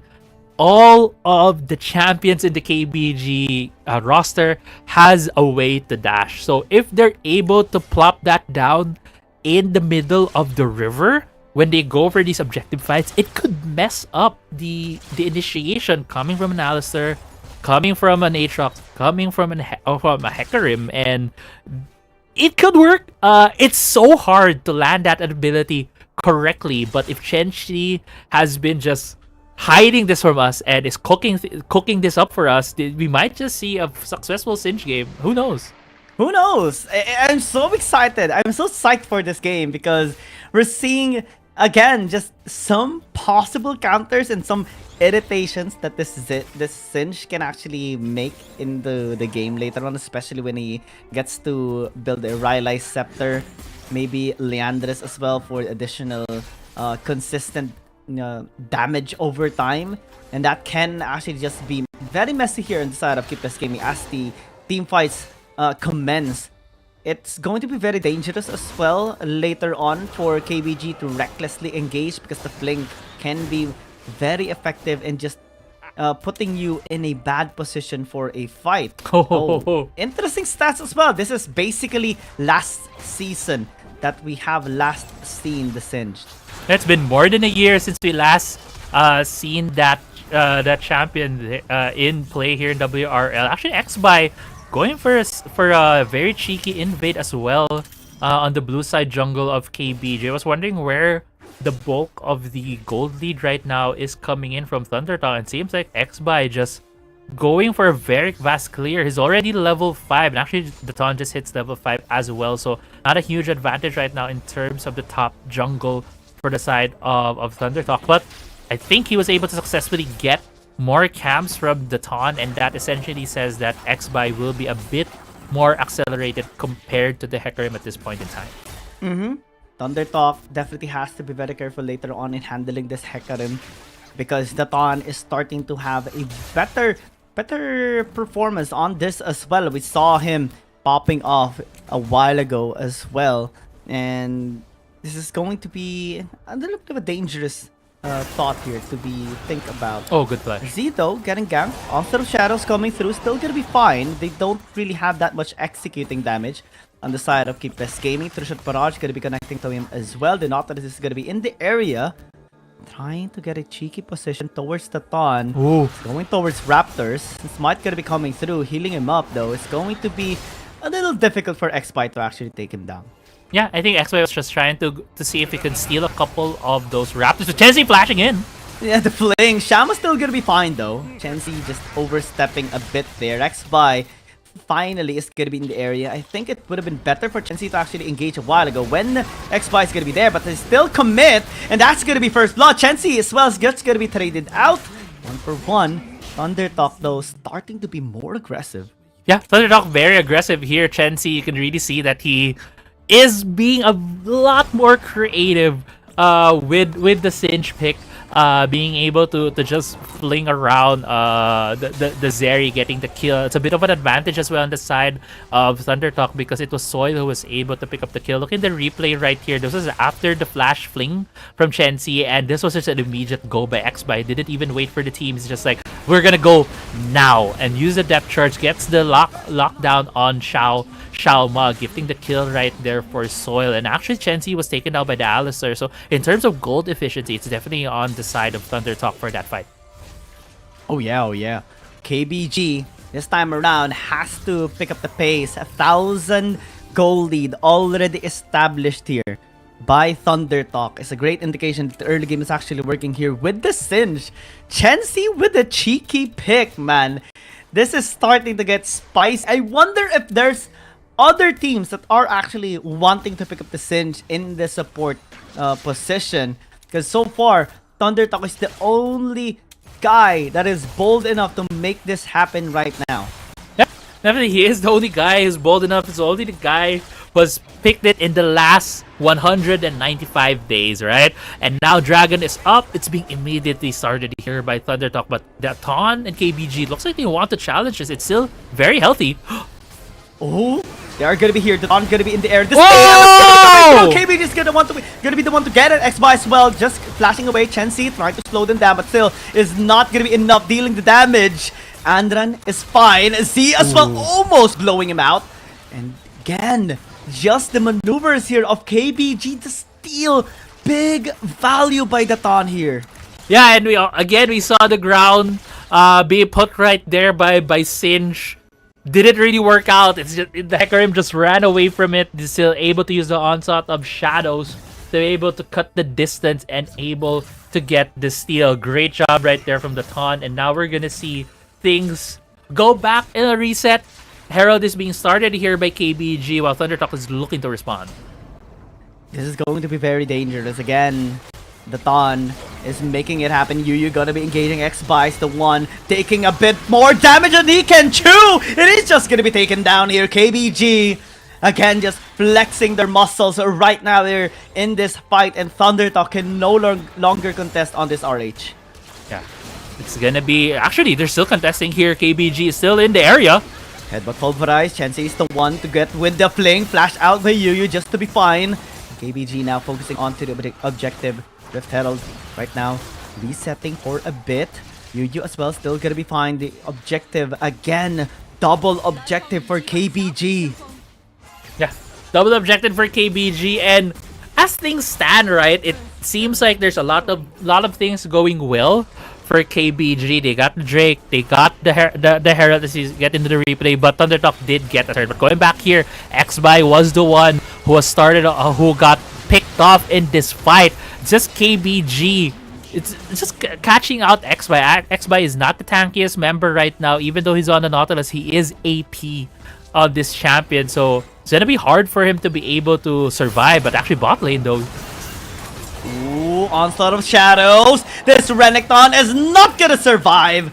And the Rift Herald, Shelly just bashing the tower. KBG bouncing back this time around. But looking at the gold, man. Crazy Apple. Crazy stats we're seeing right now. Because KBG is getting everything. They should be the one getting the gold as well. But Thundertalk is actually the one still leading in terms of gold. Even if it's just 1,300, it's still something. Yeah.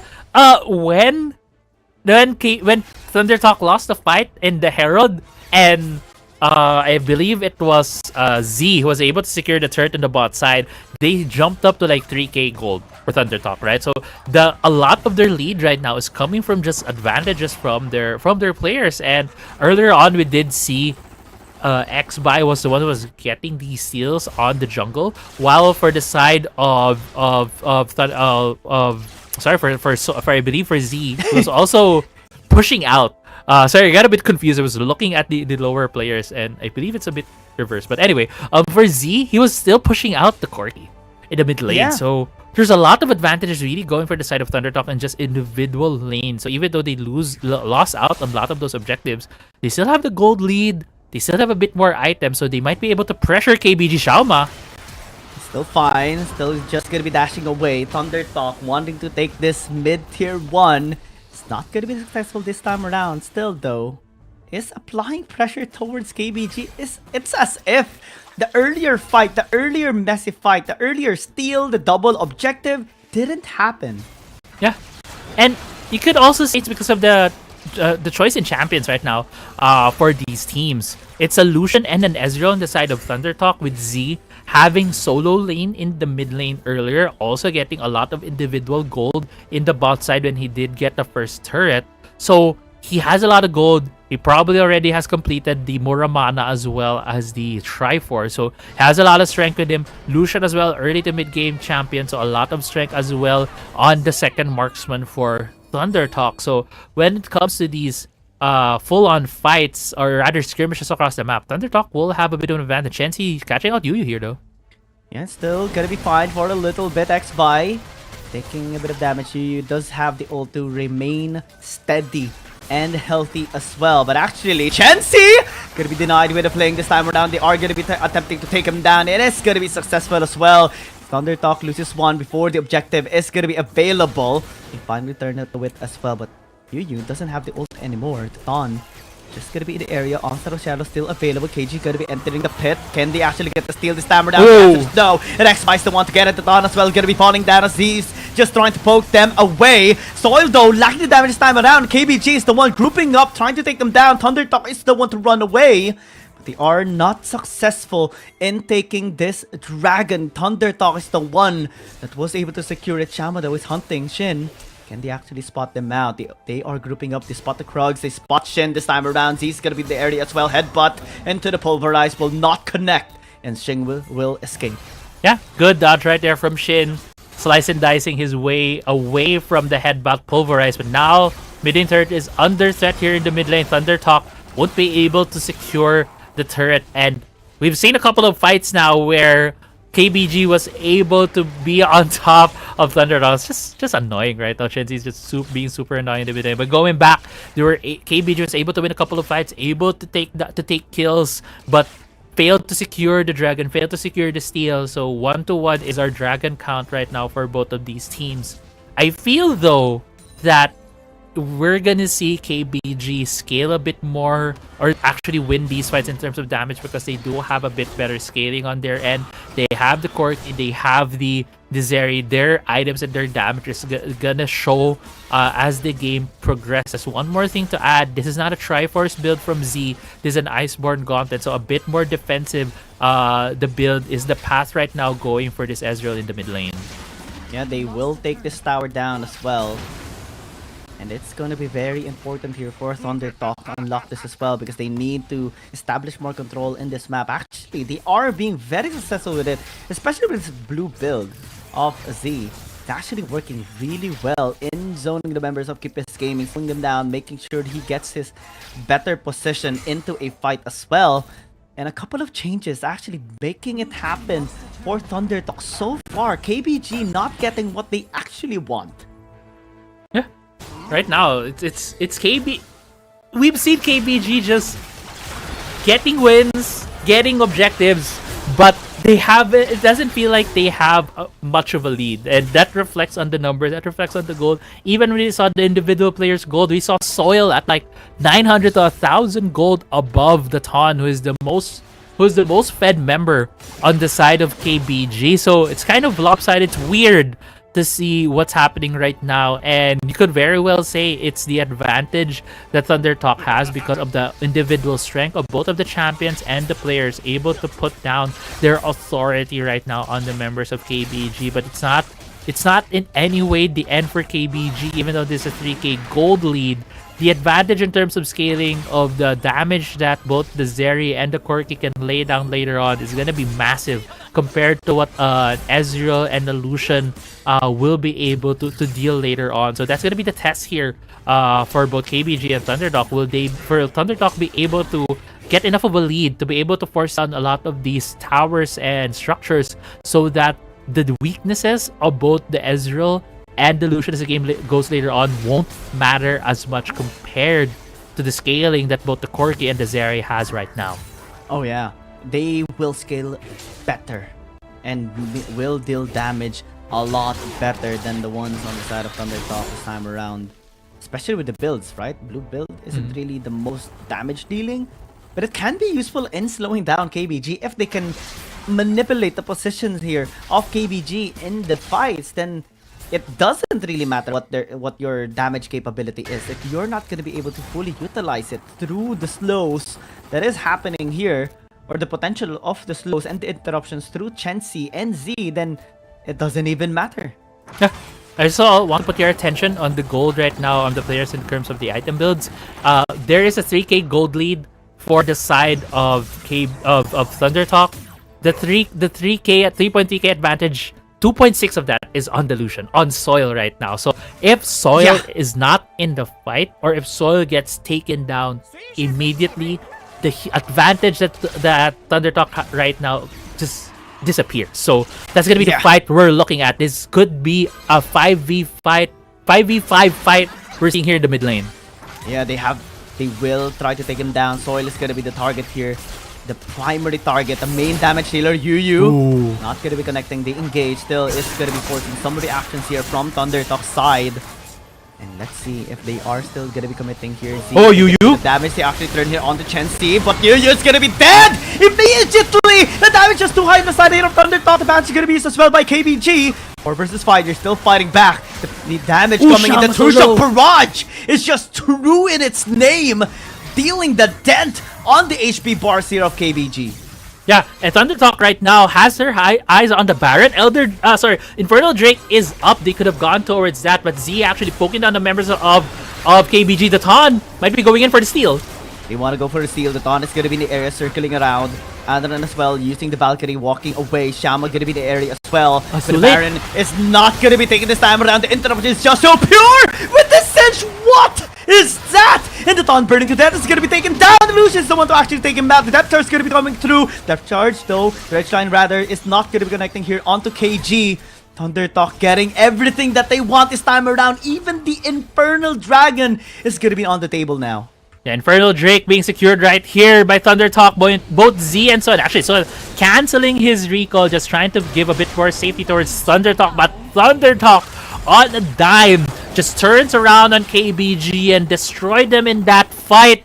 Able to take down the Baron. And it all started with Chen C almost getting caught out by Yu. I hope you do see the replay right there. But after the fight, even though, yes, we saw that that it was a one fight by ThunderTalk, but there was still a steal opportunity coming from KBG. And you're talking about how the blue buff Ezreal, or the blue build Ezreal, has a lot of ways to delay.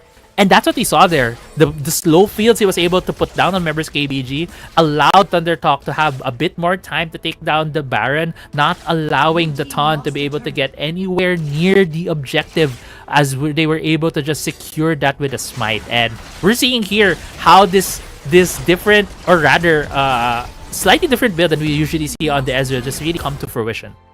Yeah, that is definitely what is happening right now. ThunderTalk, man, to think that they might be on having their backs against the wall already with the great adjustments a while ago by KBG, and with the momentum they actually possess, and with this composition right now, ThunderTalk again continues to prove why they are the top one in the CN Confidence region, and is making it happen right now.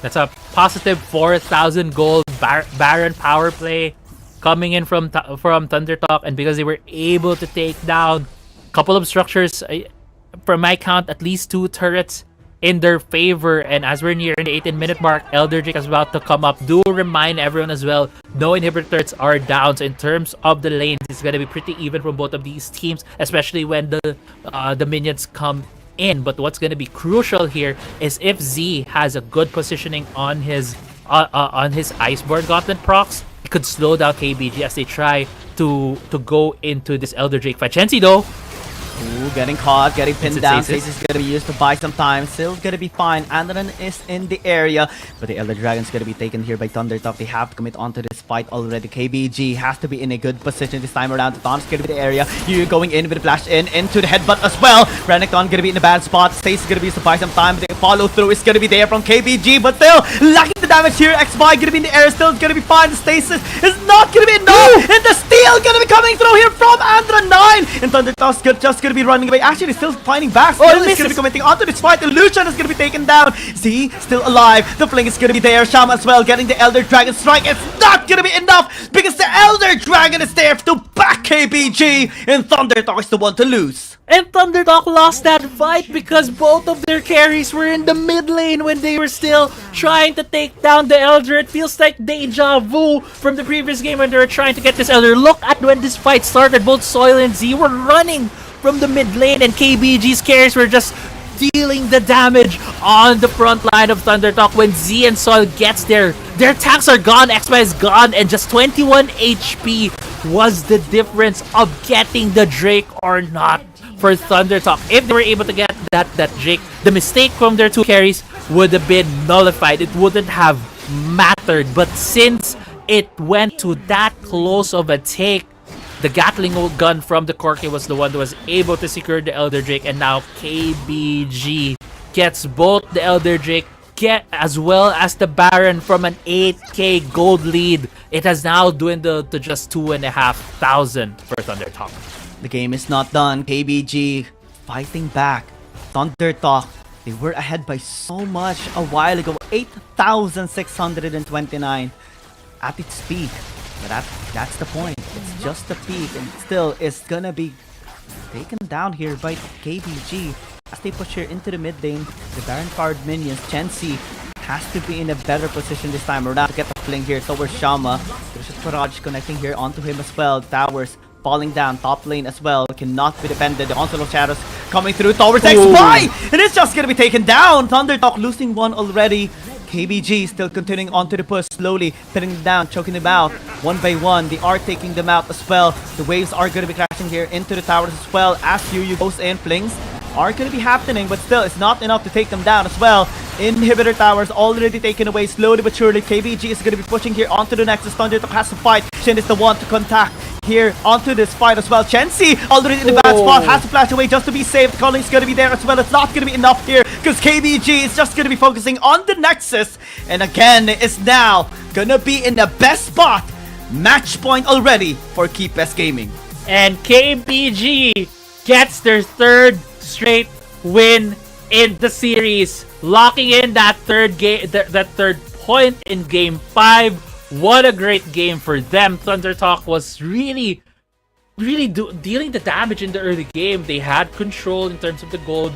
Even though objectives are going in favor of KBG, it never felt like at any point in time that the momentum and the tempo was going in favor of KBG. It felt like the game was very much even. Just one fight gave the advantage to ThunderTalk when we saw Yu get overextending himself a bit. But at the same time, only one fight was what KBG needed to be able to win that game. ThunderTalk was already doing well, but that steal, man, that steal by Unrun 9 is definitely what made it all happen. Plus, KBG was actually focusing on taking down XY. And that's the downside of picking up the Nautilus. You're not as tanky as you want it to be. And that was exploited this time around on the most crucial part of that Elder Dragon fight as well. And KBG getting the Elder Dragon, ThunderTalk tried to still clutch it out. But the Elder Dragon made its move, breathed the fire onto them, and everything turned south after that. And this is the difference between regular season and playoffs, the difference between a BO3 and a BO7. In a BO7, teams are allowed to learn about their opponents, are allowed to read and get more information out of the enemy. And so far, what KBG has shown us is that they've been learning so much about ThunderTalk. They've been learning what are the mistakes, what are the ways to keep this team pinned down. And what we saw earlier was an overcommit by Z and Soil in the mid lane. They didn't need to be that far into the lane. They didn't need to be together. It could have been just Soil in the mid lane. It could have been just the Lucian because he had a better wave clear, while the Ezreal would have been in the pit throwing his mystic shots, poking down the enemy team. But they were together when that fight started, which allowed KBG to burst down XBuy on the Nautilus. And that I think that singular mistake that's not a mistake we usually see from ThunderTalk because they're such a good team fighting team, but it was exploited then and there by KBG, and I think it shows why this team is the defending champions of WRL. Daton as well getting the MVP, well deserved. This is his redemption this time around. He has used this champion 3 times already in the series.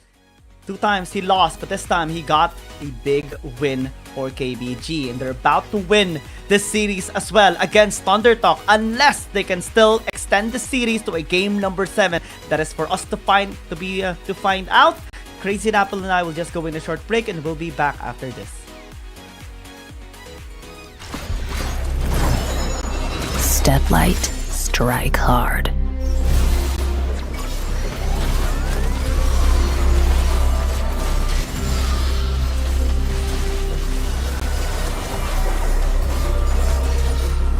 Crack 'em like a tomb.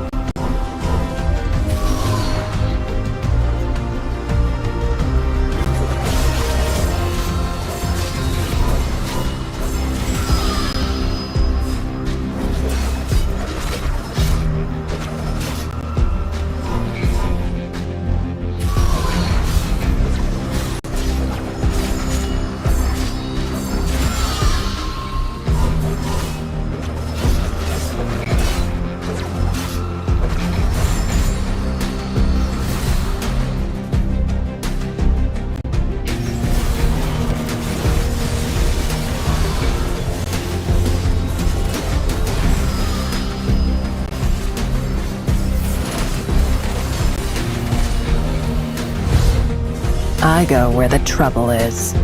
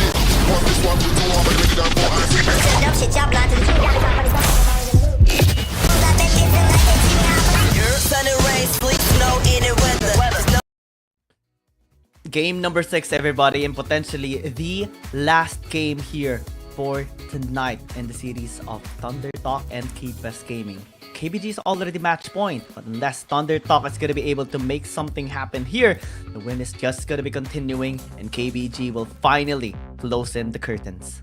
Yeah, we'll see. We'll see if KBG is able to close things out. If they're able to finish this series, the 4-2 scoreline against Thunder Talk. Thunder Talk for the longest time in the second season was unbeatable.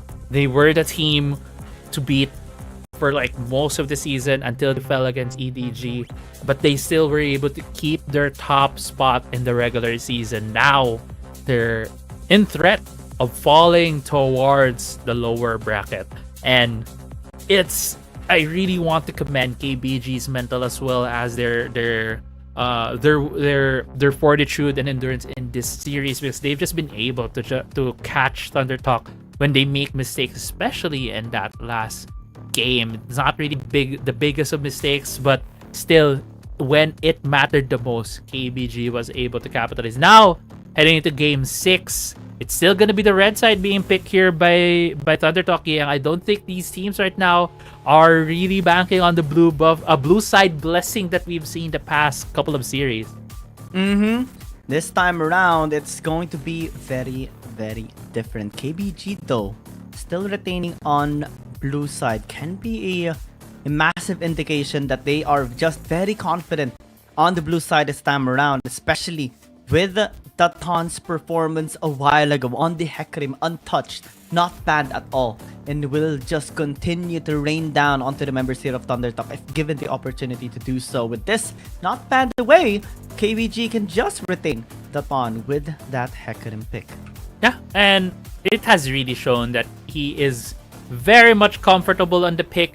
He'd rather have it than, let's say, a Shen, like rather than other carry junglers that we have seen. But so far, Hecarim is open but is not prioritized by KBG. Instead, they go for the Ezreal, which we have seen also to be of high importance for these teams.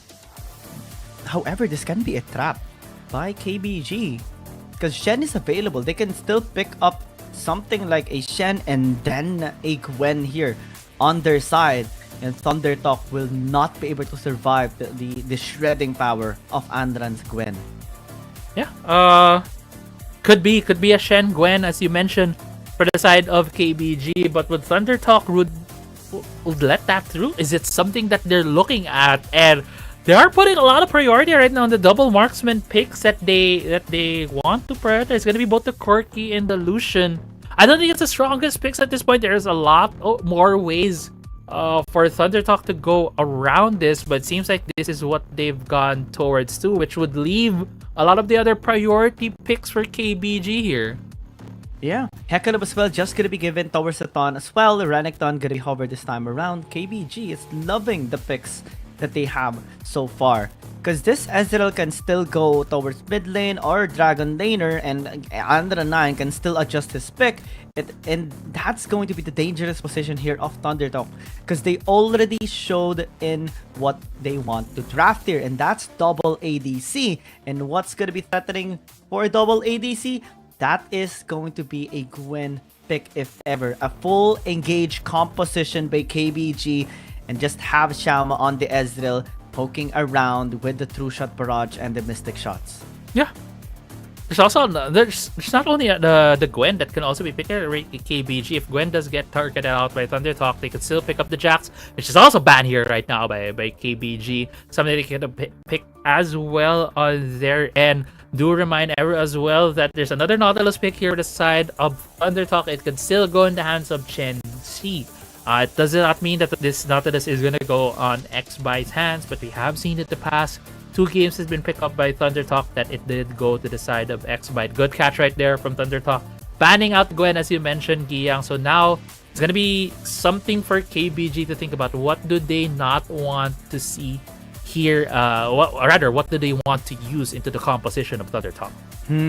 That's going to be very interesting for sure. Garen, though, being hovered. Shin, are you just going to be bringing the Garen at the most crucial game this time against KBG? Lock it in. Lock it. At the darkest moments of ThunderTalk, when their backs are against the walls, with 5 seconds left on the draft, will Garen be the light that leads ThunderTalk into a game 7? And Garen has been picked here by ThunderTalk. Only one thing to say for ThunderTalk, and that is Demasha. Orndo gonna be picked up here, no hesitation whatsoever. Vladimir as well for Andra9 again. They will want team fights, and they will force team fights. Okay, composition of ThunderTalk is very, very much different with what we've been seeing this whole series. This is a big adjustment for them, and I think this is the first time we are seeing an assassin in the jungle role in this series so far for both of these teams. Kha'Zix, a favorite of XByte as well, one of the champions that we have seen him win a lot on. And with the Garen just running around being a nuisance, it might be this big point of pressure coming in from ThunderTalk. We'll see if they're gonna make it work, because on the other hand, on the other side of the map, KBG also has a very formidable composition. Both the Vladimir and Ezra are gonna be able to output their damage and stay a bit safe against a composition that ThunderTalk is bringing into the table. Ooh, it is time to see potentially the last game here of the series. KBG still possesses a very scary composition, but through the grinding here of ThunderTalk, backs against the wall, they're pulling out yet another pocket pick for Shin. Maybe this can be helpful.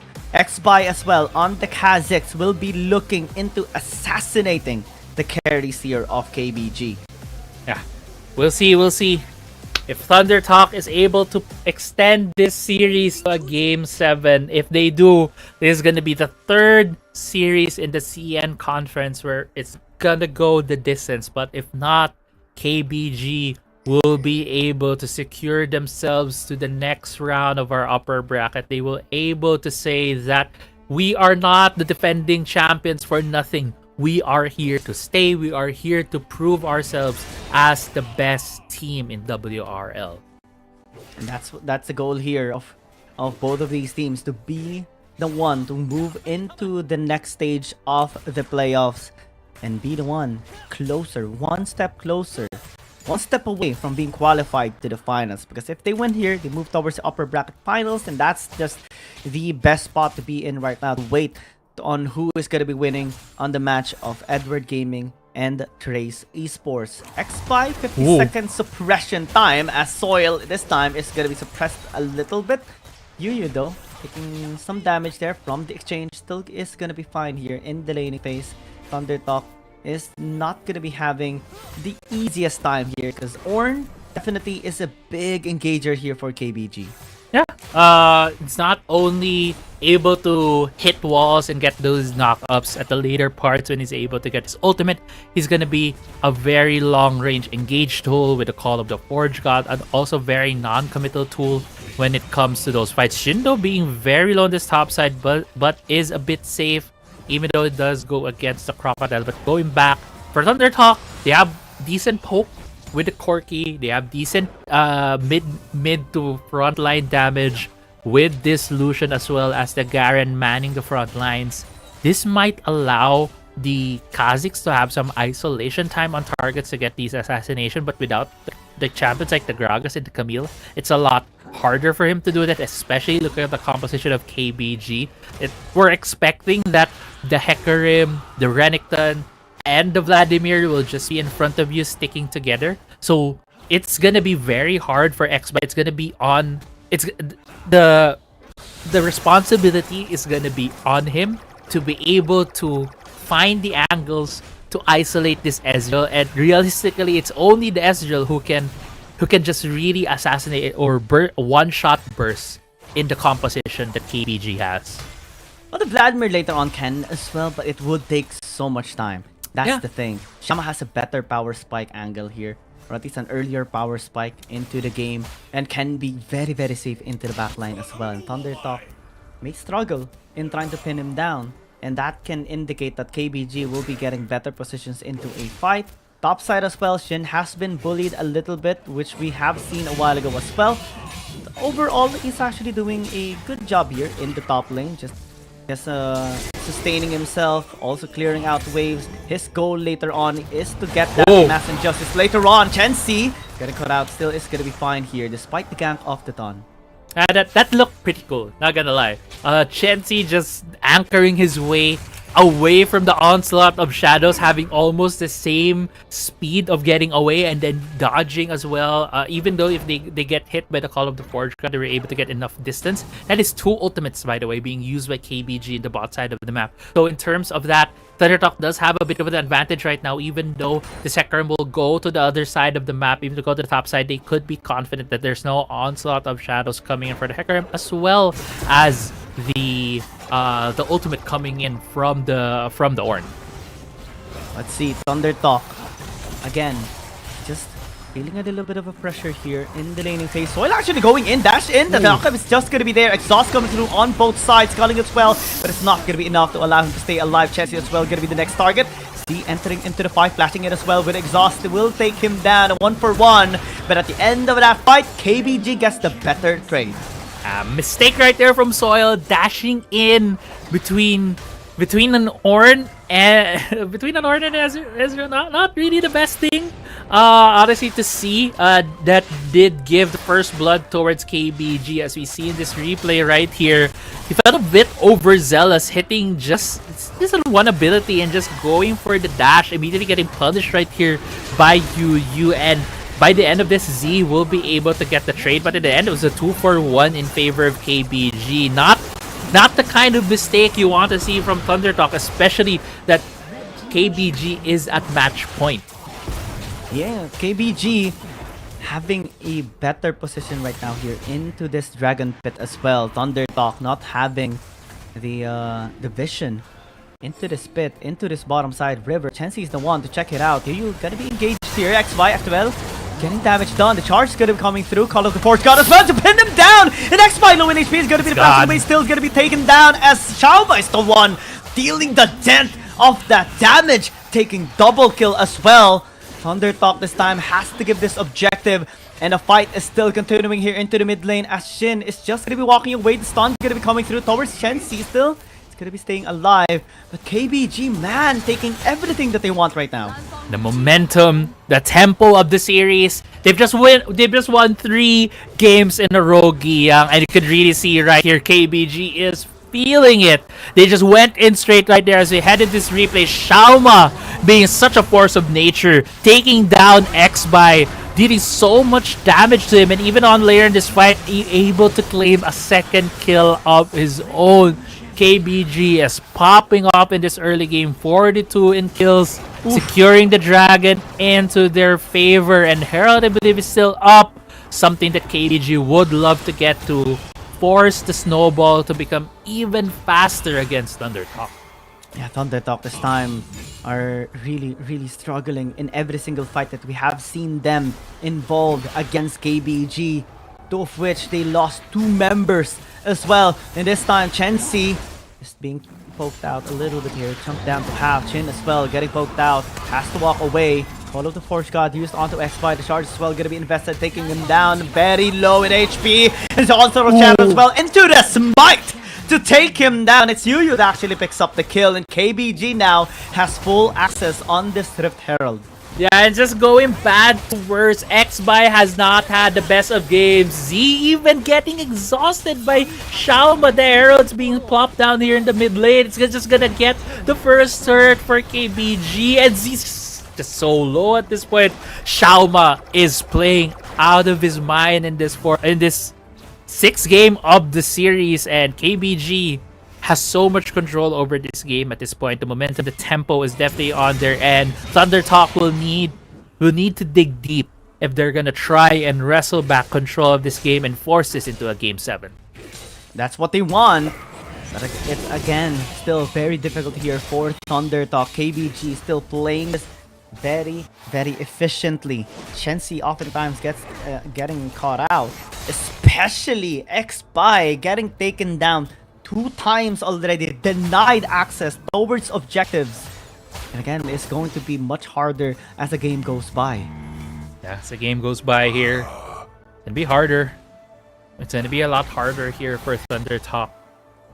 But yeah, going back here, you're gonna see how KBG will be able to just keep snowballing the game at this point in the game, because yeah, with the tower down already in the mid lane, this allows KBG to have a lot more avenues to put down pressure in the jungle of ThunderTalk. Earlier, we did see a couple of blue buff fights in the earlier series, but actually X-By making full use of his ultimate to try to sneak his way into the top side of the map. And there's a lot of people here at the top side for ThunderTalk.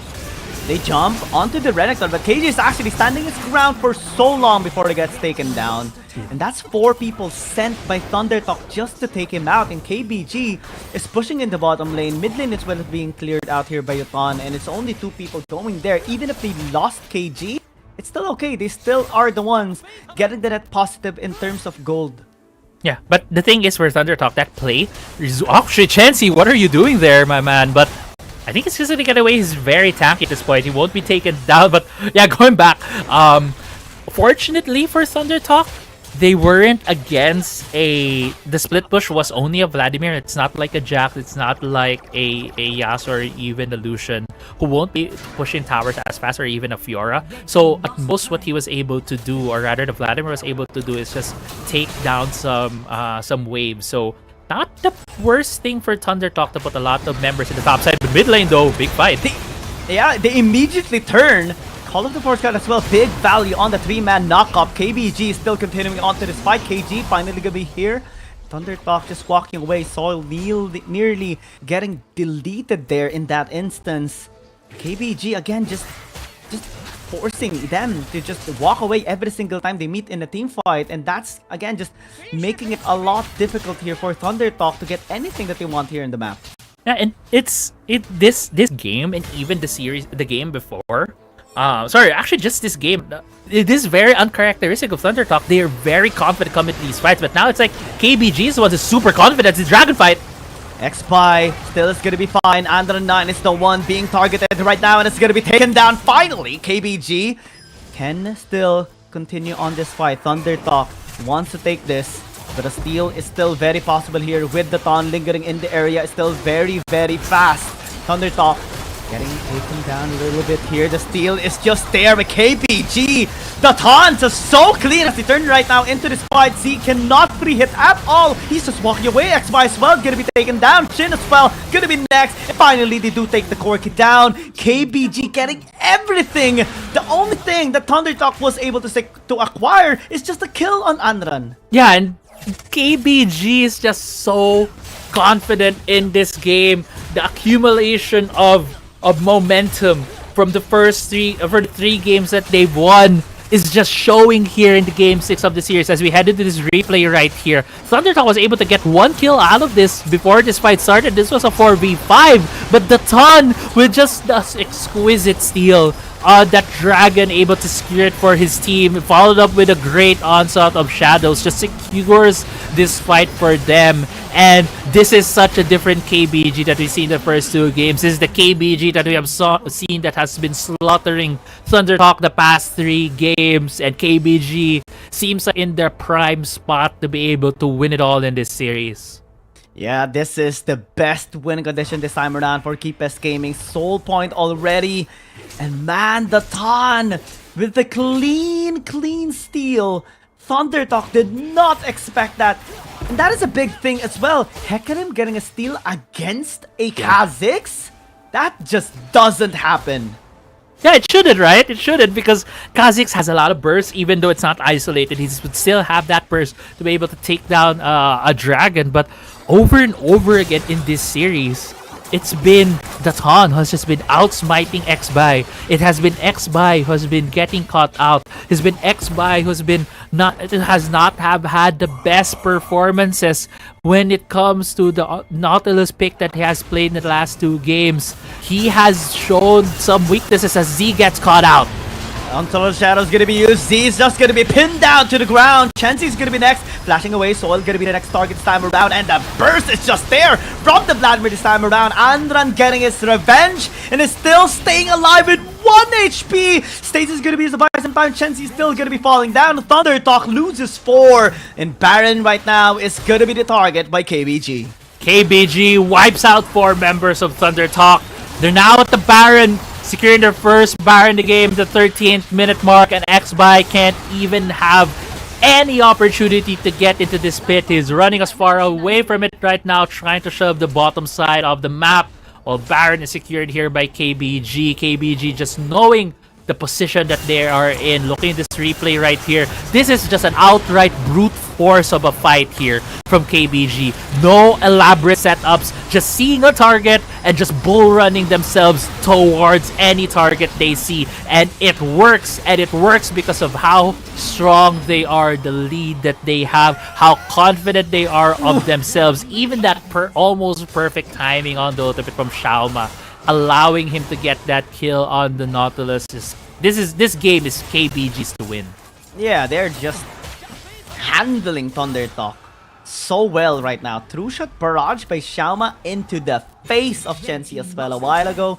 Man, just everything right now being unlocked by KBG. They are evolving as the series progresses, and this time they're about to take Thundertalk down and get their revenge against them. Take note that Thundertalk before, during the group stages, 2-0'd KBG and remained the victor during that time. And they have been waiting, craving for an opportunity ever since to get the revenge. And the Thon goes in! Immediate takedown onto XBY. Chancy's gonna be the next target this time around. KG as well, just handling the damage here of Thundertalk. Shin is the one to fall. Actually, still gonna be able to stay alive. Oh! The damage, oh my god! Xiaoma's damage Rhythmic's shot is just too pure at this state of the game. Use as well is just gonna be staying alive, and KBG getting 2 inhibitor towers, getting kills as well, and still untouched. No one died. Package gonna be used here by Z, but only to clear the wave, and nothing will be done here by Thundertalk this time around to stop the onslaught of KBG. They're looking to be unstoppable this time around, with the Mountain Dragon being secured and the Soul as well. Soul has been secured by KBG. 2 inhibitor turrets, kills. Everything is being taken away by KBG on this map.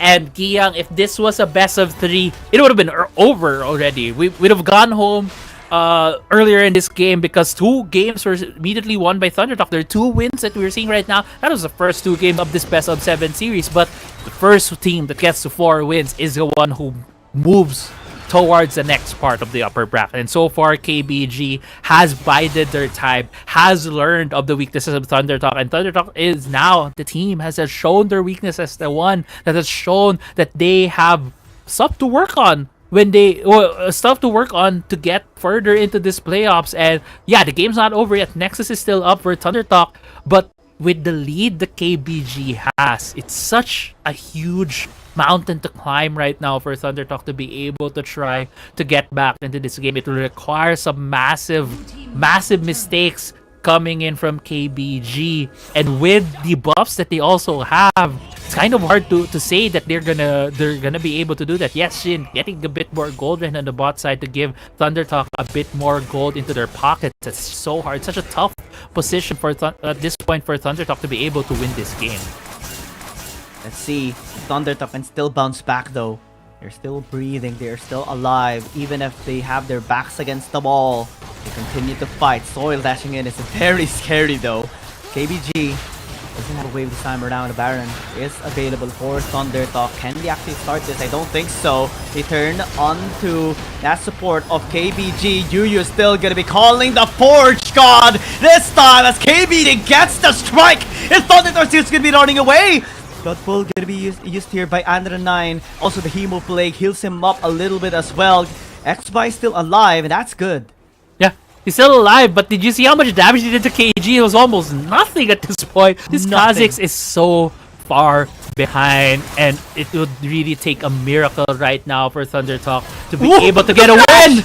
Oh my god, the blast as well! Yuyu is just making it happen here for KBG, and Soil desperately trying to run away. It's still not gonna survive, even if it takes long. It's okay, KBG gets him. KBG gets the kill, and now they're marching towards this Baron. There's still 5 members coming in from KBG here. XY still alive, but Tensi getting caught out. Yeah, they turn. ThunderTalk cannot enter this Baron pit at all. Every time they peek, someone dies because KBG continues to turn on to them. As he is gonna be the one here checking the area. 2 ADCs against 5. This is mission impossible, and it's very impossible right now to commit here onto this Baron. They have to give it away. XY in the area. The charge is gonna be used to deny any entry, and this Baron will fall. KBG is the one to acquire it. KBG secures the second Baron of the game for them. Elder Drake is up, and with the lead the KBG has, it feels like it's gonna be inevitable that they'll be getting the Elder Dragon. It's gonna be inevitable for them to end this game. ThunderTalk needs to dig deep. XBY needs to get a steal. ThunderTalk needs to fight now if they still want to force a game 7. They will fight, they will check. Shin is the one to first check in the area. Onset of Shadow straight into the back line. KG as well gonna be following it up. The Justice is not gonna be on ThunderTalk's side. Tatan survives with 1 HP, but KBG is gonna be low in HP already. XY is gonna be lingering in the area. Z as well gonna be going in with Valkyrie. Oh getting no, the taken down! KBG finally opportunity right now to go into the team fight, and as well getting the blood damage onto ThunderTalk, and everyone will fall. They finally get the revenge on ThunderTalk, and KBG, the former champions of Wild Rift Season 1, will take the series up 4-2. Yeah, they win the series. They reverse. Essentially, it feels like a reverse sweep right there, because ThunderTalk wins it for 2 straight games, and after that, yeah, they've not let ThunderTalk get an inch. It just keep on. KBG wins over and over and over again. 4 straight game wins for them, and KBG secures their spot in the next round of the upper bracket. They move towards the upper bracket finals and will wait on who is gonna be winning on the series of EDG and Trace Esports. And this is the perfect way to prove for KBG that they are still the best #1 team in Wild Rift League Asia, similar to how they performed in the past season. And this time, they strike harder than ever and doesn't drop in the lower bracket. Yeah. So far, it's just... It felt... Honestly, coming into this series, at least I think for both of us, Giyang, we were expecting that it would be Thundertop that wins this series. Just because of how dominant they were in the regular season. They 2-0'd KBG, and the first two games felt like it was just exactly that. They 2-0'd KBG. If this was the best of 3 to move on to the next part of the bracket, it would have been Thundertop, no questions asked, to move on. But this is what makes best of 7s different. This is what makes the playoffs different, because you need to get 4 wins against your opponent, and KBG was the team who was able to adapt, to be able to change, to be able to have that endurance to not make the mistakes that Thundertop were doing in this series. This is not the cleanest of series in any space for both of these teams, but how you're able to adapt and punish the mistakes was really the defining factor of the difference between KBG and Thundertop. Man, this is insane, uncanny. KBG. We have a series as well, a little bit similar to the one that happened yesterday as well.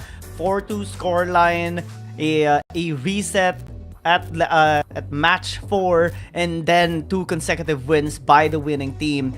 Yesterday it was G2 Blacklist, but this time it is Keep Best Gaming, and the one to do it here in this game 6 is Yu on the Ornn. That engage a while ago in the mid lane, man, it was so brilliant, and Thundertop did not expect that coming at them. And damn, KBG proving that they are still at the top, beating the top 1 in the CN Confidence side. Thundertop may have the best score in the group stages, but Keep Best Gaming is the one retaining their spot in the upper bracket. And I keep saying this, right? This is what's beautiful about playoffs. It's very different from the regular season, and you could really see as well the adaptation from KBG. I think we kept harping on Datan as well on the side of KBG, but he did prove himself as the series went on, getting key secures on objectives, getting key steals as well. If he didn't do any of those, they wouldn't have won a lot of those fights. It would have been a more closer series. It could have been maybe Thundertop winning in the end, but really the effort of every member of KBG was there, and Datan really stuck it out and was able to get a lot of crucial objective secures to propel themselves into this win. Yeah, I actually was saying a lot of things about Datan a while ago. I was saying that maybe the weakness of Datan will be exploited here in this series. However, it may have happened in some cases. It may have happened in game 1 and 2, but his strengths was fully utilized in the rest of the games here in this series. And they will move towards our upper bracket finals. And we'll wait for EDG and Trace Esports to finish their match. And that's going to be so exciting, because I believe the match is going to be tomorrow. Yeah, EDG and Trace Esports will be batting out tomorrow for that final spot in the upper bracket finals. Whoever wins the upper bracket finals will be assured a spot into the finals of the WRLA Season 2. And yeah, it's going to be a big match tomorrow. Trace Esports, EDG is the team that in the second half has just really shown themselves to be one of the best, or even contending to be the best, one of the best here. While Trace Esports was consistently in the top 2 position. It's going to be just a big match that we're going to be seeing tomorrow, and I'm definitely excited to see that. Yeah, any final words, Casey Apple, before we head out? Oh, I think I said a lot already, but at the same time, final thoughts, I honestly think arc for Datan, who has been criticized a lot in the second season, following up from their championship in the previous season. And XBuy, a lot, it's really the junglers I'm being focusing, right? XBuy needs to get out of any mental state he's in right now, because I feel like he underperformed in this series, and I want to see him come back stronger in the next series. Yeah, definitely. Still more room for growth here on both of these teams. Redemption is still intact for both of them as well. See you tomorrow on the match of EDG and Trace Esports. Tonight, Crazy and Apple and I will be bidding you good night.